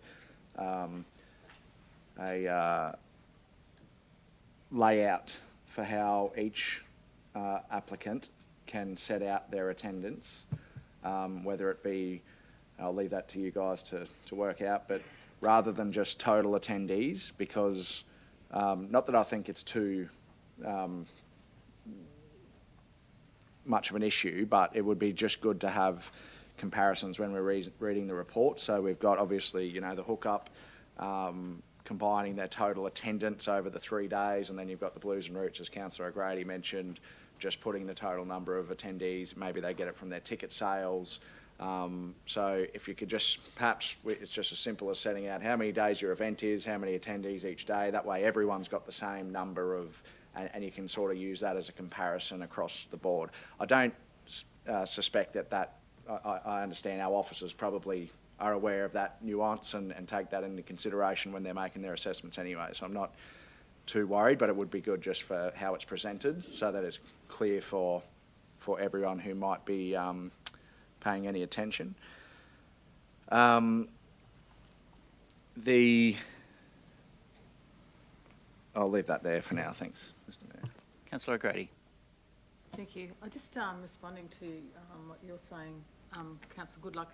So, for instance, for the hookup, I don't know. I think they had 3,500 people register to fish.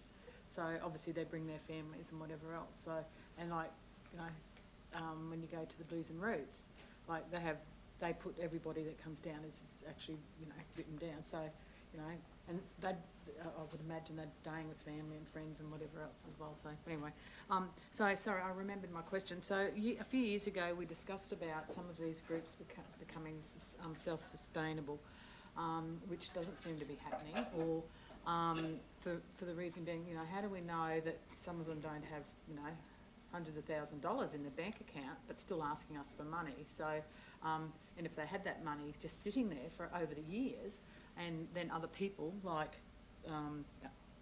that's been mentioned, they actually miss out because we've run out of funds. So, I was just wondering how do we manage that to be looking at the groups to be self-sustainable? I know that the self-sustainable approach was very heavy with the major events attraction program, and I guess it's a difficult one, Councillor O'Grady. Council may wish to still be involved in an event and leverage their brand and encourage community participation through being involved in an event, even though the organisation may have cash in bank for investment into future events. I know in being a sustainable event, you do sometimes need to have that cash in bank if you do have a bad event year, and there have been events in our region that have experienced that. So we do have a look in the assessment, so we ask for the financial records of the organisations in the submission process, and we also ask for the financial records in the acquittal. So we do have an awareness of the financial position of these organisations. And we do take that on board when we make that financial decision. Yeah. Thanks, Councillor O'Grady. Okay. I've got some comments to make, and I'm not going to play one-off event against another. That's not what I'm about to do, but I'm going to mention a couple. I won't start at the top. I'll come back there. For me, the Gladstone Harbour Festival is in with the signature events, and it absolutely is. It is also part of Eastern Gladstone. To me, it is the most significant event for the region for the year as part of the Brisbane to Gladstone yacht race, and I see the QCYC funding's reduced as well. For us to reduce the Gladstone Harbour Festival funding from 65,000 to 31, to me is not. I get that. Again, what other councillors have said, the committee has a certain budget to work with, and at budget time we obviously didn't allocate an appropriate budget for the events that we had and the events that we might have.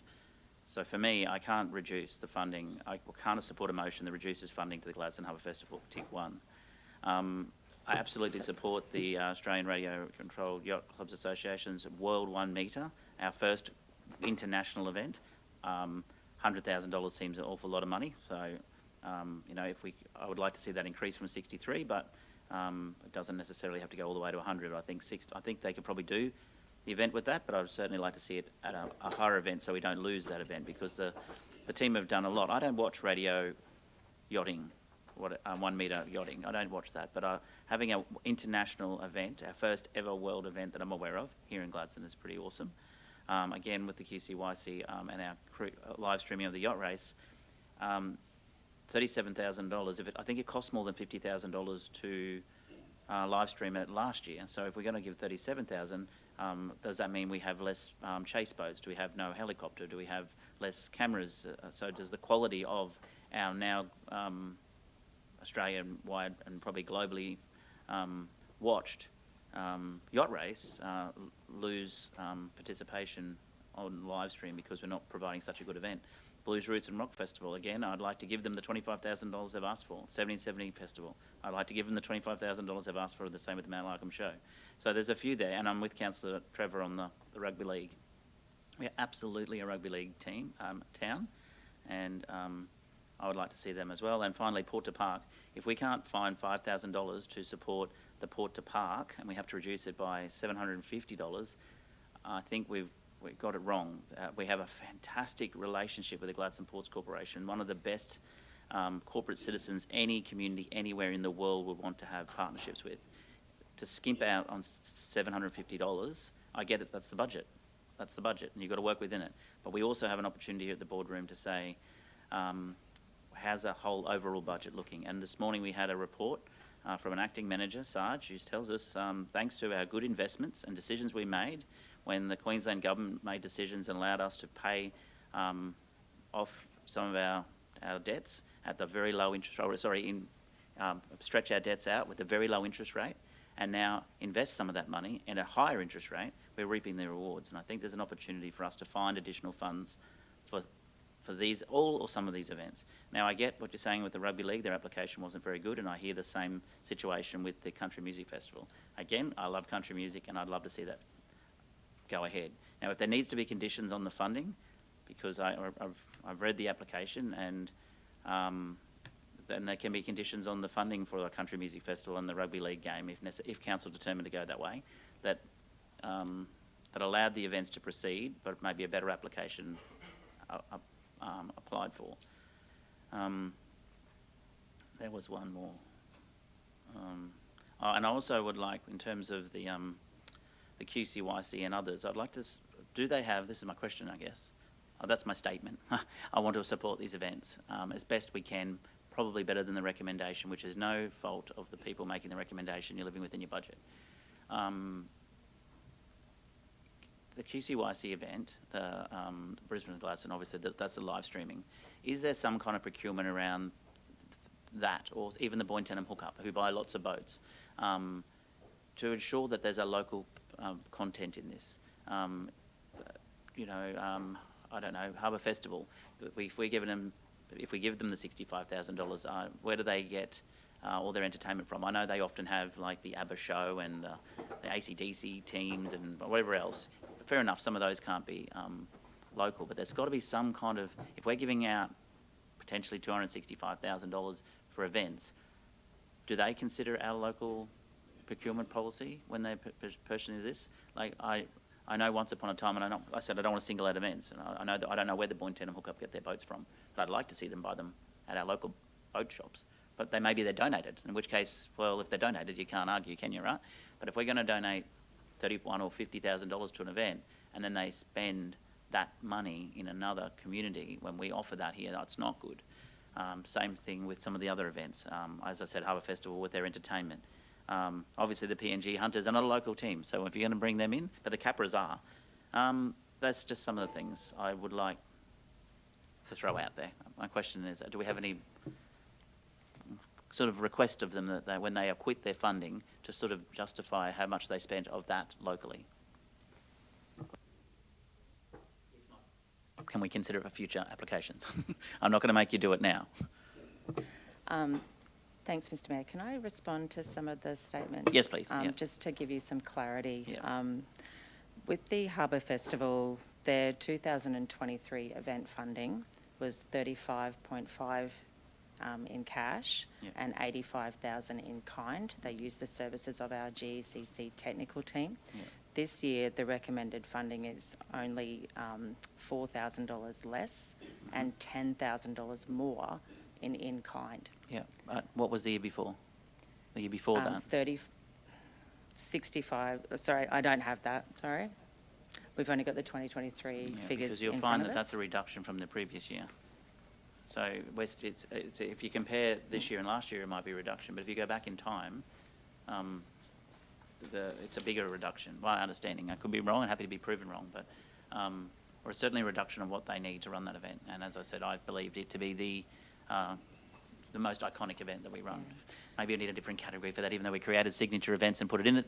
Maybe we need iconic events. But anyway, I hear what you're saying. It's a reduction of not much cash from last year, but an increase in kind. But if I still would like to see, they've asked for 65,000. The volunteers there know that's kind of what they need to make it work. But I have been working with lots of major industry over the last few months to try and get additional support for that festival and others as well. Sorry, keep going, Carl. Okay. The Port to Park Fun Run, we funded exactly the same last year. So they received $4,250 in cash, but again, $12,000 in kind from us for GECC technical support. The Brisbane to Gladstone yacht race, the event cost has come down with the new committee in place and different suppliers for that component of the event. So that's why that funding has come down with that, Mr Mayor. And suppliers of the live stream.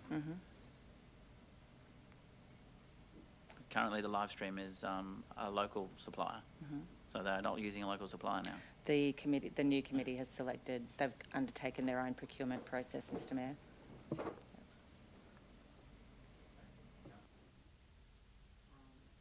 The other question around local content, there's not a local content component or assessment criteria within our policy or assessment matrix. Well, and it's too late to add that in now. Some of these events are happening in March, right? I get that. So, but I think I'll put it at a later time. But I think we need to probably include that for when they're acquitting it. They don't have to. There'll be times like you won't be able to use your funding for local events, for local procurement. But like I said, if there's an opportunity for them to use locals, they should certainly acquit and say, hey, you gave us $50,000. We spent $30,000 on this spent locally, and we had to spend $20,000 here because Gladstone doesn't provide that service, doesn't offer that kind of infrastructure that we had to hire from somewhere else. I have no problem with that, but I don't think it's just, here's the money from the ratepayers and you go willy-nilly off and spend it wherever you like. We go 10,000 square kilometres and there's plenty of businesses here that they should be supporting. Not that saying they don't. Just putting it out there. No, I appreciate where you're coming from, Mr Mayor. The criteria that we assess under economic is really demonstrating economic benefit to the community, not necessarily through their procurement. That's a good criteria, but maybe, I'm not going to put it today, but I'm just flagging that I might be bringing that up very soon, that I'd like to see that maybe considered. And it's more in an acquittal, not necessarily an assessment. Assessment, it says, you know, I hope you're going to spend some money locally, and they should actually, should be in the assessment process to indicate where they're going to do it, make sure in an acquittal that they did what they said they were going to do. And honestly, that might just be a case of they might use another sponsor's money to spend it somewhere else and use our money for local. But that's fine. If I'm standing up and opening an event, I'd like to be able to say, and our money was, your money, the community's money was spent bringing this artist here, or spent, we bought 4 boats for sale, and we bought them from a marine business in the local community, or we provided the funding for this act. You know what I'm saying? Okay. Further questions, councillors? Councillor Goodluck. If you're proposing to increase funding, where do we get the money from? Is there an option there? Is there other funding sitting around that we haven't utilised, or is that not an option? Got any spare change in your pocket, Madam CEO? I think the financial report we heard today, we are projecting a surplus to what we'd originally budgeted. So I think the approach would be looking at where we have savings or increased revenue in other areas and seeing if we can balance our budget. If a revision's required in the scheme of the size of our budget, that would be a relatively small amount, and I'm fairly confident we could accommodate any increased expenditure here with some under expenditure in some other areas. That was the intent of my question earlier, Mayor Matt, through you, was that at some stage, whether we deal with it today or appropriately, if there is to be a surplus in that area of events or where the General Manager was making reference, at what time and or what stage do we as a council make that decision? Or could we delegate that to the CEO? We delegated, you know, other aspects of our entire operations in situations to the CEO. Surely that could be done with some sense of liaison with yourself and my colleagues, our colleagues. We potentially could delegate to the CEO, but I notice how this item always enjoys significant debate in the boardroom. I don't know if I want to throw Lisa under that bus. Please. I don't believe some additional expenditure in this item is going to impact on our operating position of a surplus or a deficit. It is relatively small expenditure areas, and we did hear today that our investment income is much higher than we had anticipated. So my concern would be if there was something we were proposing to not deliver or remove from our program that council has approved budget for. I think that would require council or decision, but I remain confident we could find the remaining funds needed to fund, depending on the quantum of that. If councillors would like to add to the recommendations, I'm confident we could find that within our current approved budget without having to not deliver anything that councillors have asked us to deliver, if that helps. Councillor Goodluck. Thanks, Mr. Mayor. Kylie, in the team's discussions with the Capras event, if we were to, what was their requested amount? Was it 25? 25, sorry. If you were to offer them 10, would that be something that they could work a solution with? Have you had any indication there?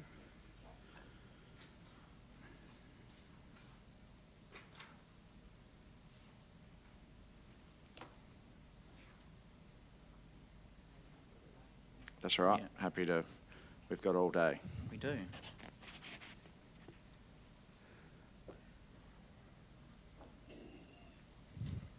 Would it be easier if we separated the 2 items that you've recommended to zero and park them and discuss them separately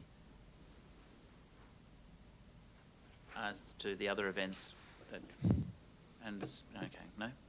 I'd have to take it on notice, Councillor Goodluck. Right. The total project cost is $66,800. The request from council is $25,000. So, look, I'm always mindful of our process and the policy that we've put in place. A lot of these organisations go to great lengths and put great amounts of time and dedication over many, many days, weeks and months to submit great applications, and that's reflected in the recommendation from our officers, and congratulations to them. But I also acknowledge Councillor Trevor's point that there are some organisations out there that, despite our best efforts to help them, just are not good at writing grants, and I think we'll continue to work with them. I think I'm not much of a rugby league person, as the Mayor and Councillor Trevor is. Love the footy, but Well, I move the Deputy Mayor not be heard. But I do understand that this event would attract a lot of attendees, and so I'd like Keep going, to, as you were. I'd like to perhaps suggest $10,000 to the event. That might reflect that it, for want of a better term, the strength of their application, but still shows Gladstone Regional Council offering to help that event. And equally for the Country Music Festival, I just recall back to when Council seed funded what was a budget line item for a music festival in Boyne Island, and that festival now turned into the Under the Trees, which has been a successful festival for 5 years, which attracts lots of attendees.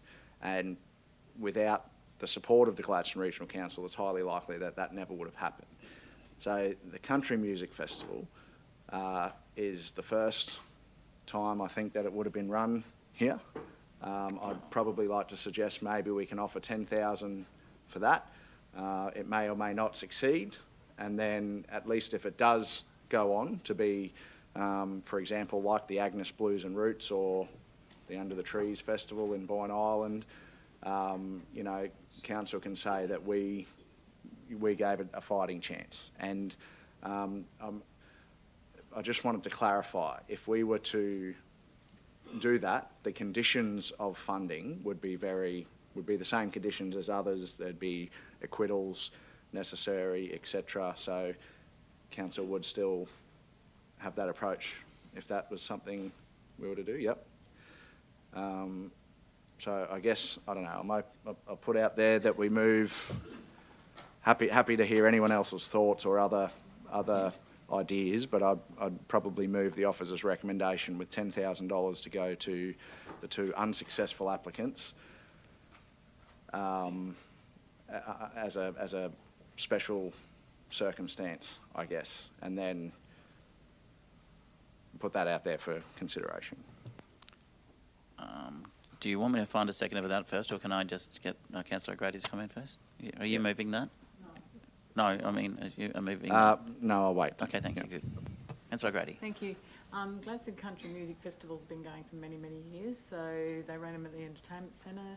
I had the honour of sponsoring them for many years, and then out of that, once that sort of finished being used, they actually went out to Yabobo to a different place because basically here was like a competition as well, so people will get up and sing and whatever else, and then they used to have a lot of attendees, and then there's been stuff that's been trialled out at the historical village too with country music as well. So, and like Yabobo has been doing very well with their attendees as well. But is that a non-for-profit group that is applied for the funding for the Gladstone Country Music Festival? Yes, I believe it has got not-for-profit status. Yep. Yeah, okay. Oh, yeah. So I just wanted to let you know that, yes, it's not the first one. Yeah, sorry, I probably shouldn't. I know there's other country music festivals. I think there's the first one that we've seen try to happen at the showgrounds with, some of those sorts of things. So obviously there's other country music festivals as well. Yeah. Mm-hmm. We just want Santa to bring $100,000 to the table and give it to Kylie and Bri, and they can make all the events happen. Yes. Any further questions or comments? Councillor Trevor. I just want to make a general observation, Mayor, in relation to the potential for increased funding of some, if not all, of these projects. And that is, since my arrival back in public life in 2016, I've seen firsthand how this council has conservatively, or fiscally conservatively managed our finances. And we've done very well. We've delivered a number of surpluses. We've had no new borrowings. We've delivered new infrastructure projects with the support of both the state and federal government. We are a very successful council. And I think we probably need to keep in mind that if this makes any sense, we shouldn't become too successful, in the sense that we shouldn't lose sight of the fact that that we have done very well. We have managed our finances extremely favourably, which has been reflected in minimal increases with rates over the years. And yet, here we are today debating $100,000 or $200,000 for community projects which are an essential part of our social fabric. The Gladstone Festival and Events, Gladstone Harbour Festival, is now our Gladstone show. Has been for a number of years. Heavily supported by the Gladstone community, enjoyed by all, loved by all. It's the centrepiece of our Easter festival. And a combination of that and the Brisbane to Gladstone yacht race has put us on the map, along with many other things, for many, many years. And they're two projects which our community is immensely proud of, and are deserving, I think, of our support around the boardroom table, because I understand how difficult it is for small business currently and community groups to manage their affairs in what is otherwise a difficult fiscal environment. And I don't want to be seen as fiscally wasteful after all these years, but nor do I want to be constrained by a few $100,000 when it comes to providing our community with signature events and supporting our volunteers who put these projects on. If it was my way, I would increase the funding for all of them and deliver what they have requested.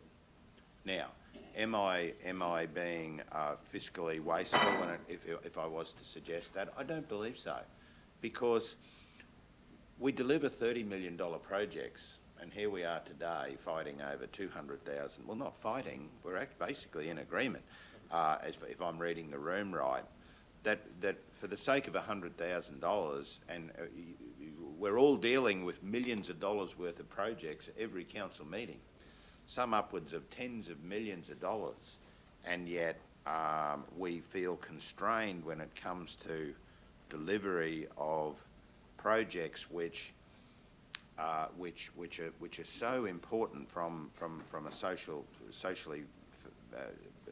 fabric point of view. So I think the community and the volunteers and everybody attached to these projects should be supported by us. For the sake of a couple of $100,000, we'll find it. We've always found it. We've been blessed with millions of dollars that are coming through to us from GORB that we were expecting to some degree, but not to the degree that we actually got.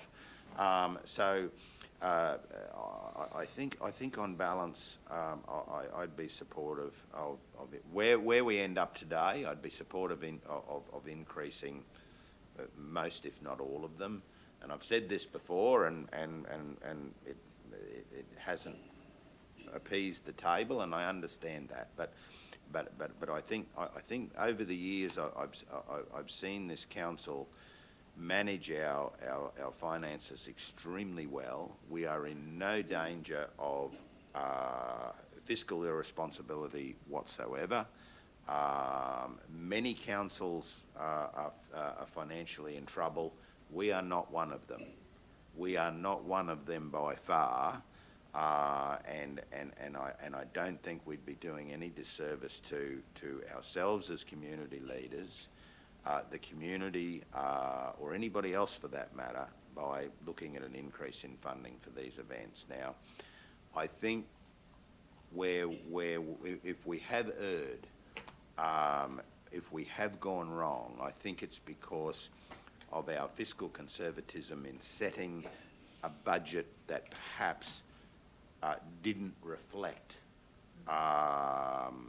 the financial world in which these events now find themselves in. And I think if I had my time over, and if I was a bit more forceful around the table last year when we were setting a budget, I perhaps would have argued most strenuously for a substantial increase when it comes to the community investment program. Now that's a motherhood statement that I'm making, but I think I wanted to express my view in relation to it in a wholesome way, and you know, like, as I say, we've done very well as a council, and there would be no skin off our nose to allocate the fundings requested by these community groups. Thank you, Councillor Trevor. Did you have something to add there, Councillor Braithwaite? No? I have something I want to add, but I can go to you first. I think we're all ending up in the same space. I think we would like to fund these. The two that I also support, which were allocated zero, obviously their applications weren't very good, and I don't want to go into that too much for the whole world to hear about their applications for whatever reason. Maybe there needs to be additional conditions on those if we were to fund them to 10 or 25,000, depending on where that ends up, to ensure that they, you know, it reflects, like, I know what you're suggesting. Obviously their applications weren't good, so they're going to need support in terms of whether we should just allocate $25,000 straight away to the two events that the committee have suggested that shouldn't receive funding. There needs to be conditions put on those funds, because obviously the committee have assessed them appropriately and recommended zero. If we were over to turn that zero to go to 10 or 25,000, it would only be fair that there be some kind of conditions on those amounts, either it be how they intend to acquit first, or when the funds are paid. Also, I'd like to add something in at some point, like I said, about some kind of local spend where possible. I don't know if I can squeeze that into a recommendation, but I'm trying to get there so we can all move on to the next item. Councillor Gray, did you have something to add there? Yeah, just wondering, would those events go ahead if the funding wasn't given to them, those two events? I don't have that information at hand, Councillor O'Grady, I'm sorry. Thank you. Someone's got to move something, so I'll do it from the chair. Let's see where we go with this. I better get a seconder. Sorry? Sorry, just Mr Mayor, if it would help, we could bring up the table as it is on Tanya's screen, and if you were of a mind to make some amendments, that could be on the screen to help As with we that go through them? discussion. Would that be helpful or not? Yeah. Councillor Goodluck? If it's amenable to you, Mr Mayor, I'd like to Could be, yeah. move something for consideration.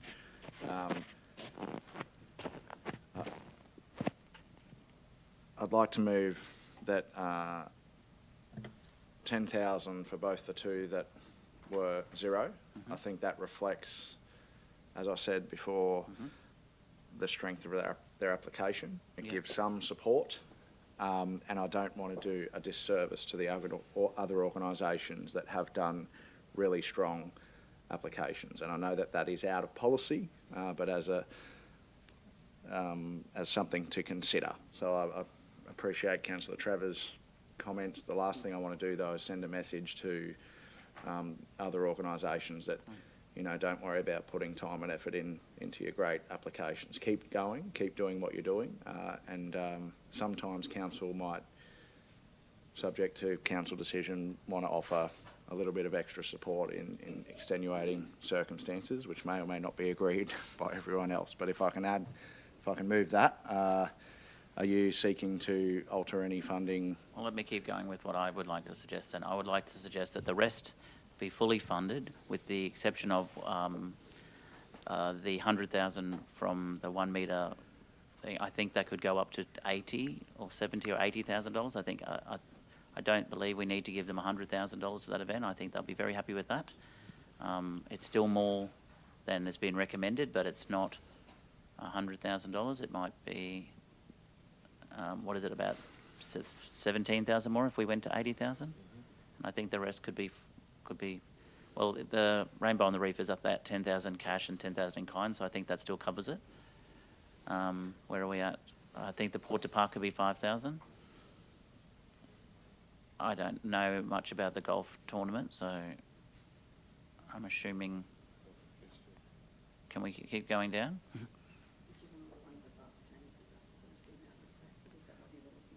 Well, if I think so. Mount Larkham show. Oh well, I don't know, councillors. Is that the feeling in the room? I think we wanted to fund these events, and that you're talking about $5,000 and $6,000 for each of them. It's a total extra amount of $100,000 if you include them all. It's down to 80 because council. Oh, no, it's not even that. 50 has become 20 from the two events received nothing, and if you only fund the world event to 80,000, that saves another 20,000. I don't know anything about the Pro-Am event. That is GAPDL, so it's a not-for-profit. Okay. Can we keep scrolling? 1770 Festival. That's basically the show for the southern part of the region. Okay, thank you from the gallery.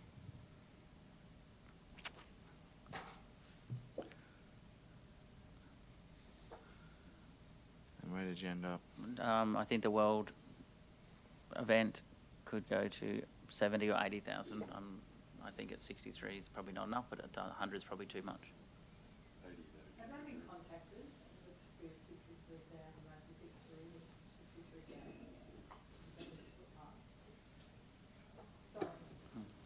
That's right. They have indicated that they will have to amend, obviously, what they can deliver for that amount. Thanks. And most of that costing is associated with the live streaming of that event. And you're telling me that the Queensland Cruising Yacht Club have told you they've got a different person doing it. So why did they ask for 50 if they only needed 37?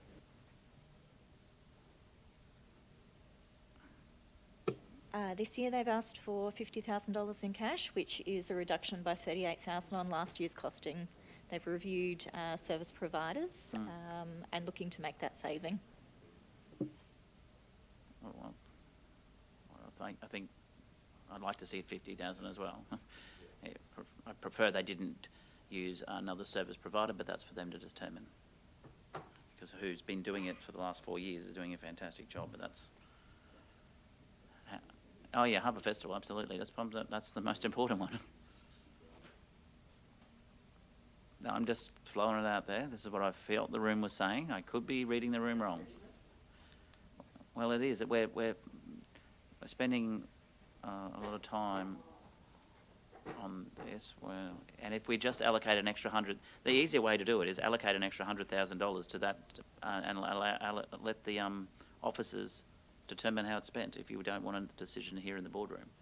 Because I think you could allocate 100,000 and then the staff can determine how it's divided up.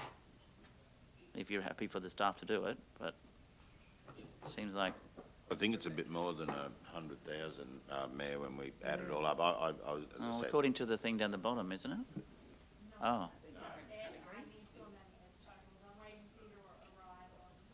Oh. I need a calculator and Okay. I could do it. Okay, sorry. Or I could ask Khan, he's pretty good on maths.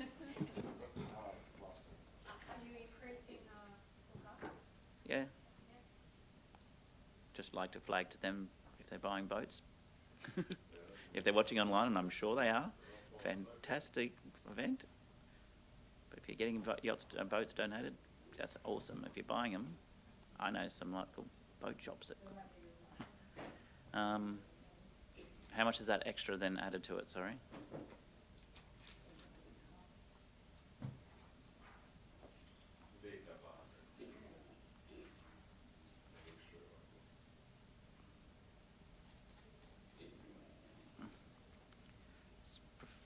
very difficult when we're probably dealing with so many events at once.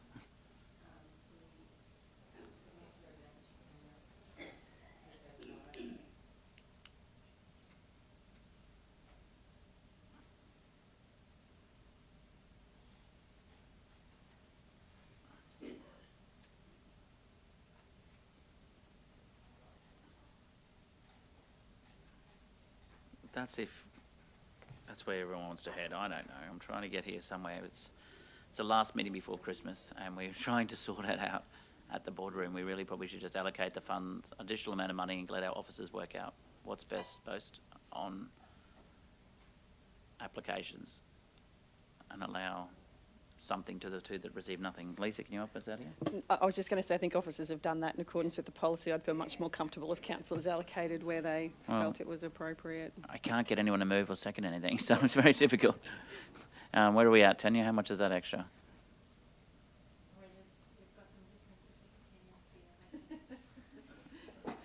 Where's Elise? Get her back in here.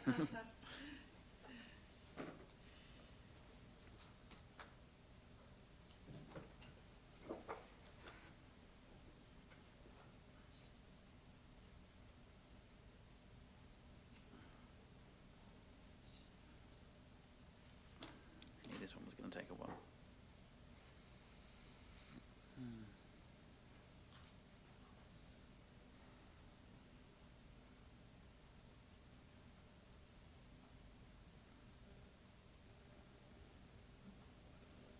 I think, Mayor, if some of the projects that we're allocating at this stage 10,000 to rather than 20 or 25 that they're asking, I do wonder if there's any feedback that no, we can't deliver that project if you're only going to give us $10,000, and the supporting evidence to support the fact that they can't and need more money. It'll have to come back in before the boardroom table. I would have thought in the new year. I'd like that included in any resolution, if that was possible. If I may, Mr Mayor, just conscious, I'm not sure of the music festival date, but the Capras event is February, I think, so I think they would need to be making decisions pretty quickly on that one. We may not have time to do that. That's a consideration. Also, there is the Ignite funding, which is up to $10,000. So do they fit into that category? Drop off this category and fit into that category, the Ignite funding category?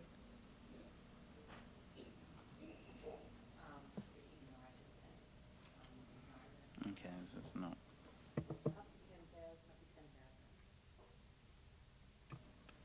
Sorry, how's my accounting going over on the right-hand corner?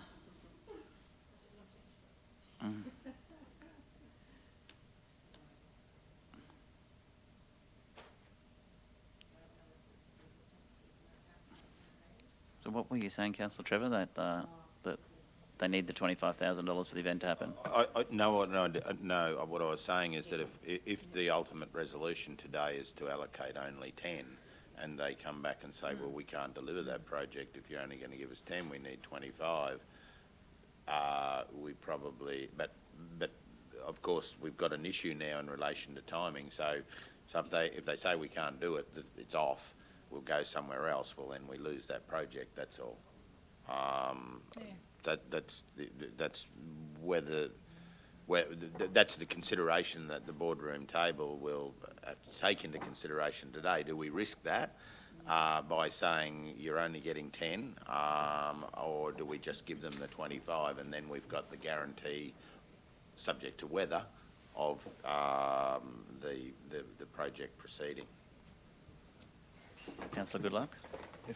Councillor Trevor, I hear what you're saying, but the one thing that I'd be more concerned about personally than whether or not those events go ahead is the message that we might send to other community groups that have done really, really strong applications.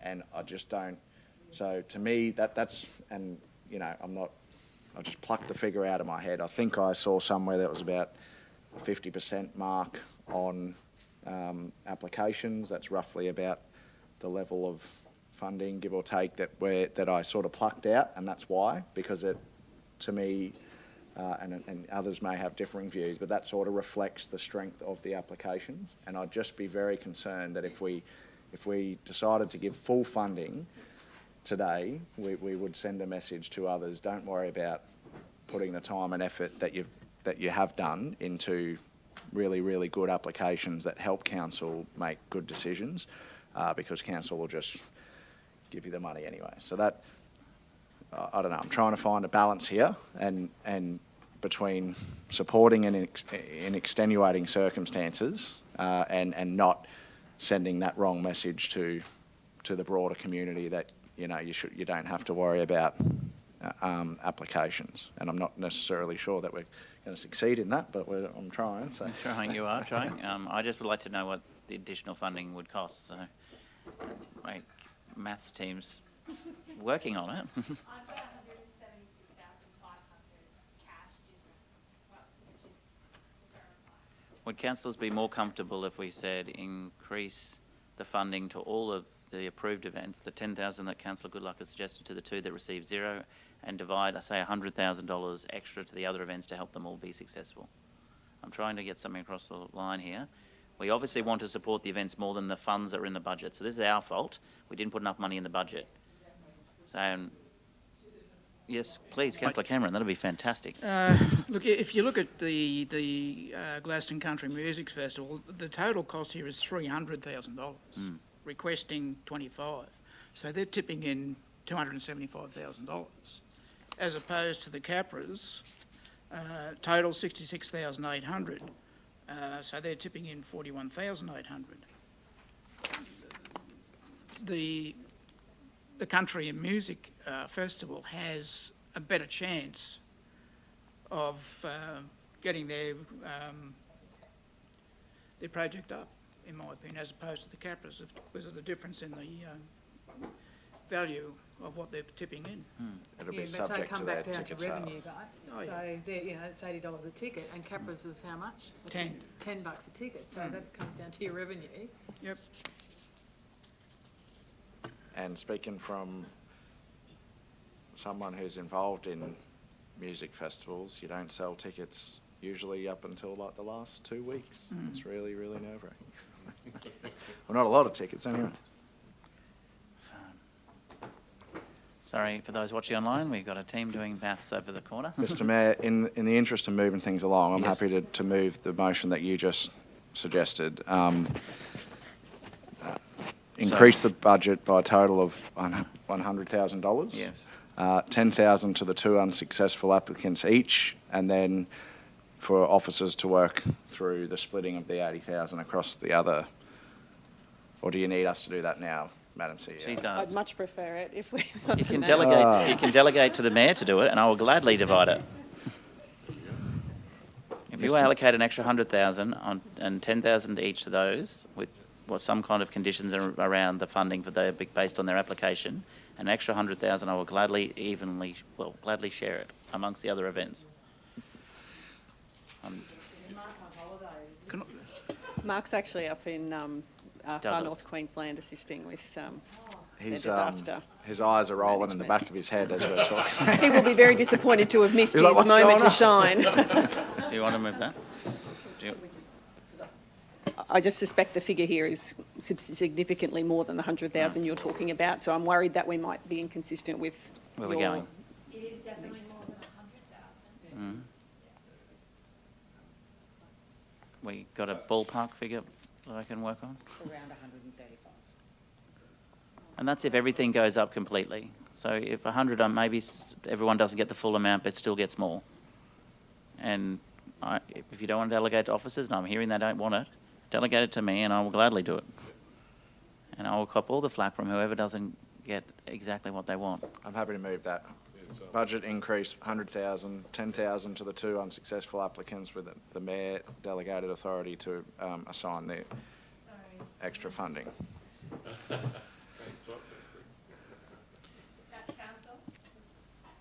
council. Approve 10,000 extra, 10,000 each to the 2 unsuccessful applications. And I think you need to say something about conditions on them, with conditions to be set by the Community Partnerships team on acquittal around, yep.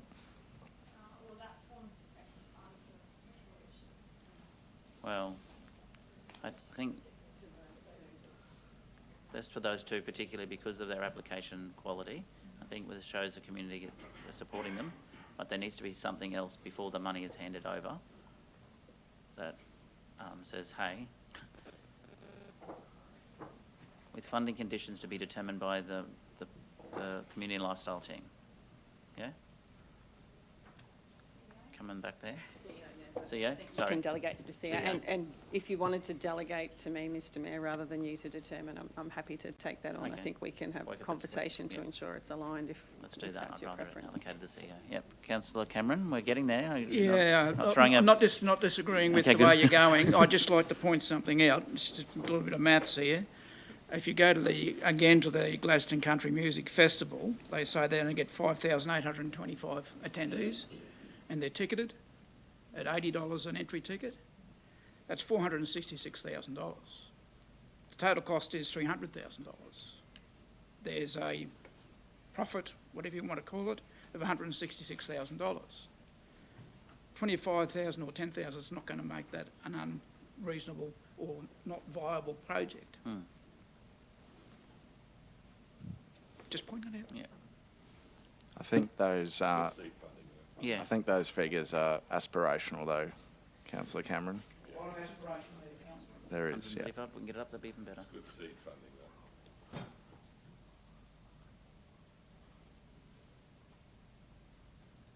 Wasn't it 100,000? It can be. If you want to move 100, it can be deleted, but just keep typing. We're doing really well.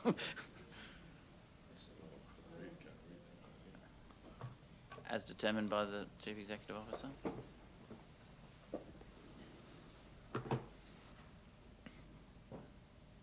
Do you want that to be 100, I Councillor? want that to be 80,000, so 100,000 total. Oh, you're miserable. Just make it 100. You're the one who chucked the extra. Whatever. We It's were your talking motion. about 100,000 total, weren't we? Well, I thought 100,000 on top of the two tens. Leave Lisa. Okay, I'm happy with that. 100, good. Mhm. Because it's Christmas. No, that's not the reason. No, it's not the reason.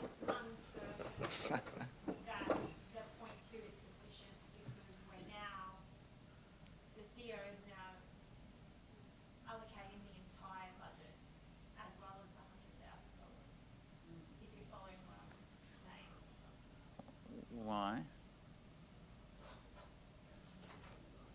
Can't we approve, council approve the funding of, well then what was the original? So you're saying that, does that go outside the CEO's delegated authority? No, So- that's not what I'm saying. I'm just saying that we still need to account for the officer's recommendation, Okay. as well as the additional $100,000. But a further $100,000 be allocated to the community investment program budget. I see what you're saying. Be allocated to the successful candidate, to the successful applicants? So I'm potentially thinking we include the original table. Yeah. We include the original table and you approve that funding, and then these dot points be added on to the bottom of the officer's recommendation. As long as it's, the outcome is what we're trying to determine here, that everyone gets at least what they've been recommended. There's an extra $100,000 to be shared amongst those successful, and those that two unsuccessful both get $10,000 each with an extra layer of governance around those. I think is that what everyone is agreeing on at the moment? Oh, maybe not. You moved that, didn't you? Yeah. Once I see it on the screen, so we know what we're actually doing.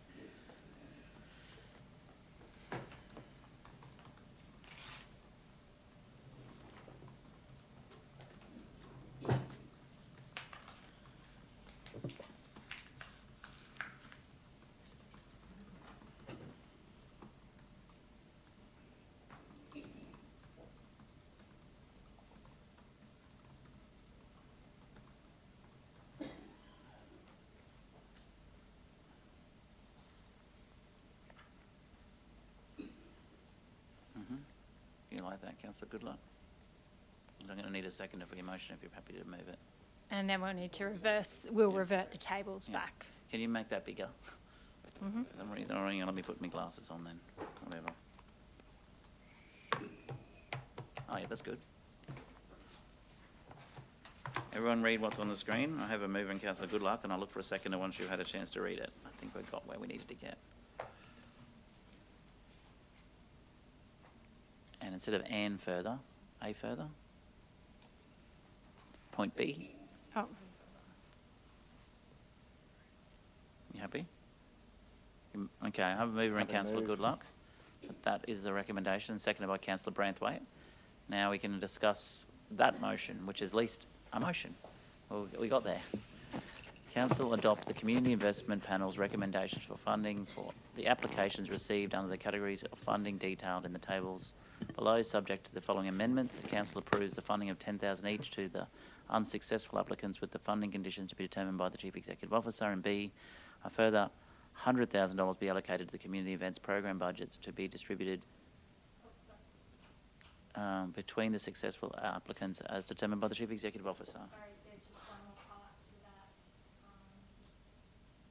that. Authorise the Chief Executive Officer to negotiate and execute funding arrangements. Excellent.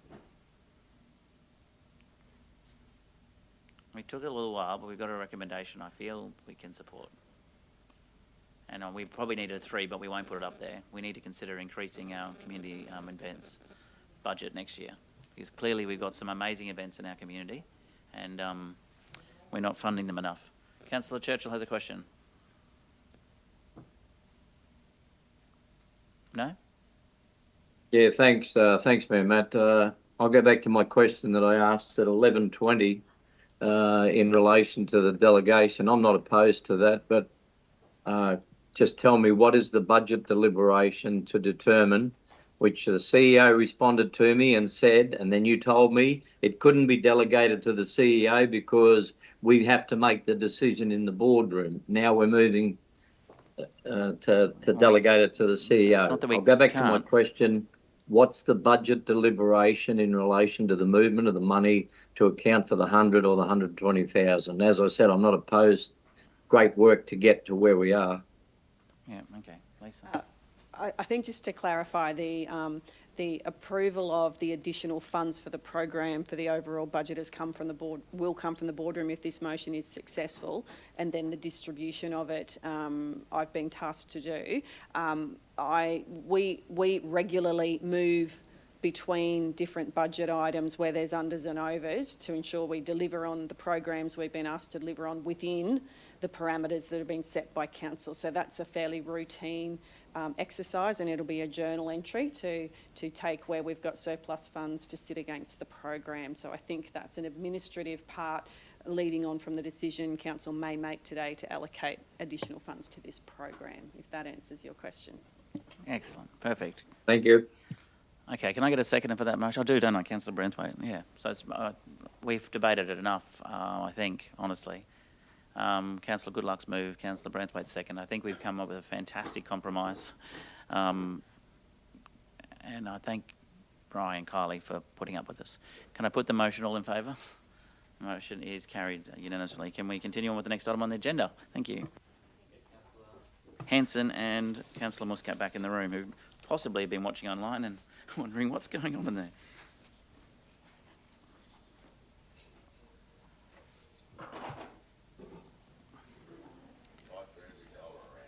You do.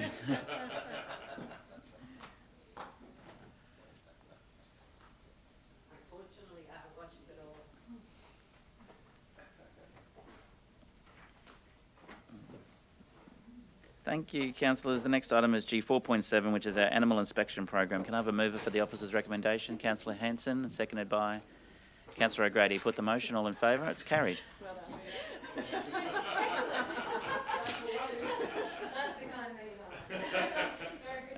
Thank you, Emma. The next item on the agenda is G 4.8, which is a memorial plaque on a council asset, Jim and Edith Mills. And I'll hand over to the Acting General Manager of Customer Experience, Leslie. Thank you, Leslie. Thank you, Mr. Mayor and councillors. Shane Wales and I, Shane is the Manager of Customer Solutions, will walk you through a few naming reports. Our first one is the memorial plaque in Anzac Park. Shane has done a review based on our administrative process, and we recommend that council install a plaque onto a seat in Anzac Park to commemorate Jim and Edith Mills for a lifetime of service to the Gladstone community, as it is compliant with all of the criteria. Councillors, move Councillor Branthwaite, seconded Councillor Cameron. Any further questions, comments? No. Put the motion. All in favour, and that is carried as well. Sorry? Oh, okay. Righto. Thank you. The next item on the agenda is G4.9, which is naming of a council asset infrastructure. Elizabeth Jeffrey Beth. Back to you, Leslie. Thank you. Again, Shane has done a thorough review, this time based on our infrastructure policy and corporate standard. We again recommend that council approve to add Beth Jeffrey to the approved names register and use the name Beth Jeffrey on the bridge in the Tom Jeffrey Memorial Park, as it has also met the required criteria. Councillor O'Grady. I think this is very exciting. The family have spoken to me a long time since I've been in council about doing this.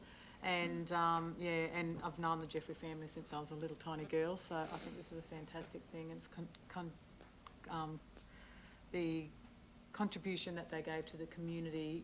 You know, they used to let us stay there for a bag of oranges when we had our house there, and we were like squatters. So, you know, it's just been amazing, and look at how it's grown now. So, thank you so much for that. I'd like to move the recommendation. Thank you, Councillor O'Grady, seconded Councillor Goodluck. I put the motion. All in favour. It's carried. Wish they were all like this. Thank you, Councillor Churchill. I got you. Oh, well, the next one might not be. We'll get there. Naming of council asset infrastructure, Neils, with an S, Road, Rosedale. Yeah. Three different ways. Over to you, Leslie. This one will be different. Yeah, a little bit more challenging. Again, using a review against our infrastructure policy and corporate standard, our recommendation is to decline the application to rename Neils Road with one L to Neils with two on the approved place name register, nor utilize the name Neils with two L's. I have to disagree with you on this one, I think. But anyway, let's see we go. Councillor Churchill.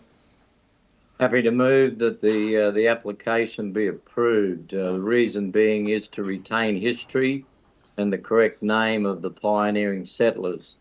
I've spoken to previous mayor of Miriamvale Shire Council, John Bell, and others may have spoken to others as well. So I'm actually countering the officer's recommendation that we actually approve that the extra L be placed in there, which is true and correct as part of history.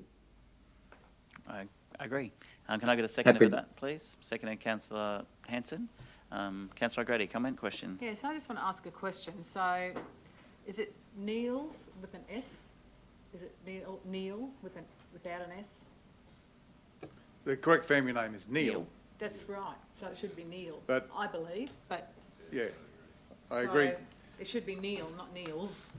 Is that what you're moving, Councillor Churchill, then the name Neil? Neil or Neils? Like on here, it's wrong. To me, it's wrong because of. I'm moving as the application has been made by the applicant that relates to the family.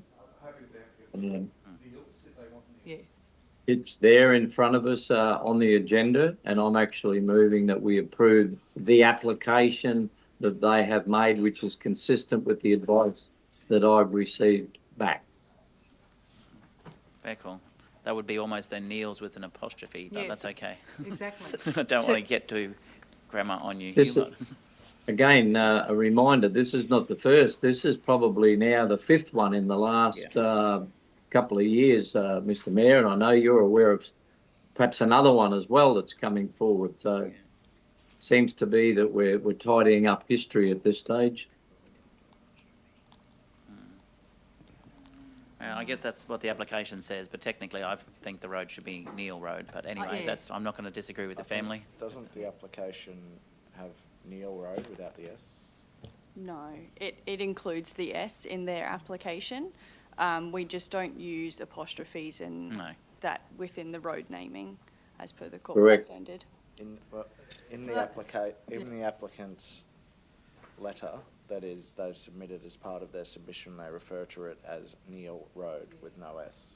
So have they referred to it as two different spellings? And should we perhaps clarify what the family how the family thinks it should be spelt before we put a resolution. I agree. I agree with you, councillor. Good luck, because I was under the understanding, when I go back through all the history books, it is N-E-I-L-L, not with an S.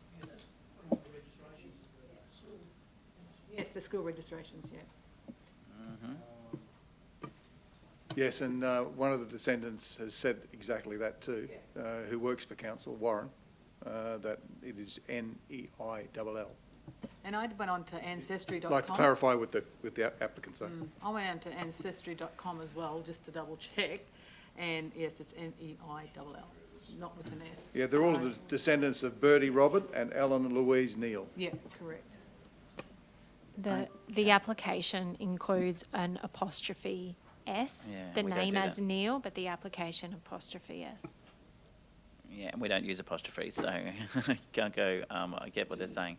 I know everyone wants the name Neil. I think Councillor Churchill. I think you can add an S or not. But that just takes away. Like I think Councillor Hanson said, it's not called Hanson's Road, Glen Lyons Road, or Dennis's Street. As Councillor Hanson would be well aware, it's always nice to get the correct spelling of people's names, no matter where it may be. And we had 3 goes at a different one down at Lowmead. We've had 3 goes now at Schilling Street at Turkey Beach. So I agree.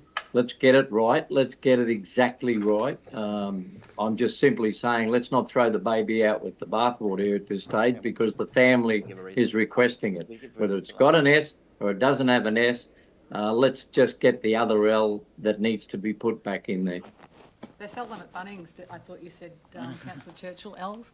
But I was just wondering whether that we could confirm with the family whether they want the S or not, and explain to them they don't have apostrophe, and whether Lisa could make the decision. The CEO could make the decision. I'm happy to add in at the end of my motion, subject to exact confirmation from the Neal family. Cool. Okay, thank you. Can we rename it Neil Road, subject to confirmation? Is that what you're suggesting? I'm not opposed to it. And if they say we want the S, then we can say... We're not using apostrophes and whatever, but there was more than one Neal family. All right, leave it as is. Leave your S in. That's what you've moved it. I can't amend. I'm not going to amend your recommendation. Is another approach to hold it over until January and make the inquiries? I think. Yeah, let's just hold it In the over. meantime. Let's hold it over. Can we do that, Councillor Churchill? I mean, it's Yeah, been a while no, now. I'm happy to accept that as long as we can progress it to get it resolved rather than go round and round. Well, I think we'll say hold over to the January meeting. I want it resolved. I'm happy with that. I wasn't going to go to Bunnings to buy the other L. Oh dear. Very good. Moved by yourself, Councillor Hanson, as a seconder. Are you happy to hold it over till January 16? Yeah, if we could have that in the resolution, It is. yep, I'm happy with that. Thank you. Very good. I'm going to put that amended motion. All in favour? Thank you. It's carried. Thank you. Thank you to Leslie and the team. Okay. Next item on the agenda, councillors, is councillor reports. Do we have any councillor reports? No councillor reports? Merry Christmas. I have one. Councillor Branthwaite. Yeah, thank you, Mr Mayor. Recently, the Gladstone Healthy Harbour Partnership Management Committee released the document Above and Below. It's a report card and stewardship of the harbour and the environment surrounding the harbour. I really do encourage people to, if they get the opportunity to read this, to take it all in. It shows what all the partners of this organisation is actually doing to, I suppose, look after their patch and look after the harbour itself. The Healthy Harbour Partnership report card is due out in February, so I encourage people to also keep a look out for that, because there's a lot of people doing a lot of good things to look after our harbour. It's being very much loved, and this document does show that. It shows what council is doing, shows what all the partners are doing as well. Thank you. Thank you. No further council reports. There's no urgent business, no notices of motion and no confidential items. Before I close the meeting, I'd like to wish everyone a very Merry Christmas, especially obviously to those listening online, those in the gallery, some that join us many times, some new, but to Lisa and our senior executive team and all staff of the Gladstone Regional Council, the Gladstone community and fellow councillors, Merry Christmas. And I declare the meeting closed. Thank you. Merry Christmas.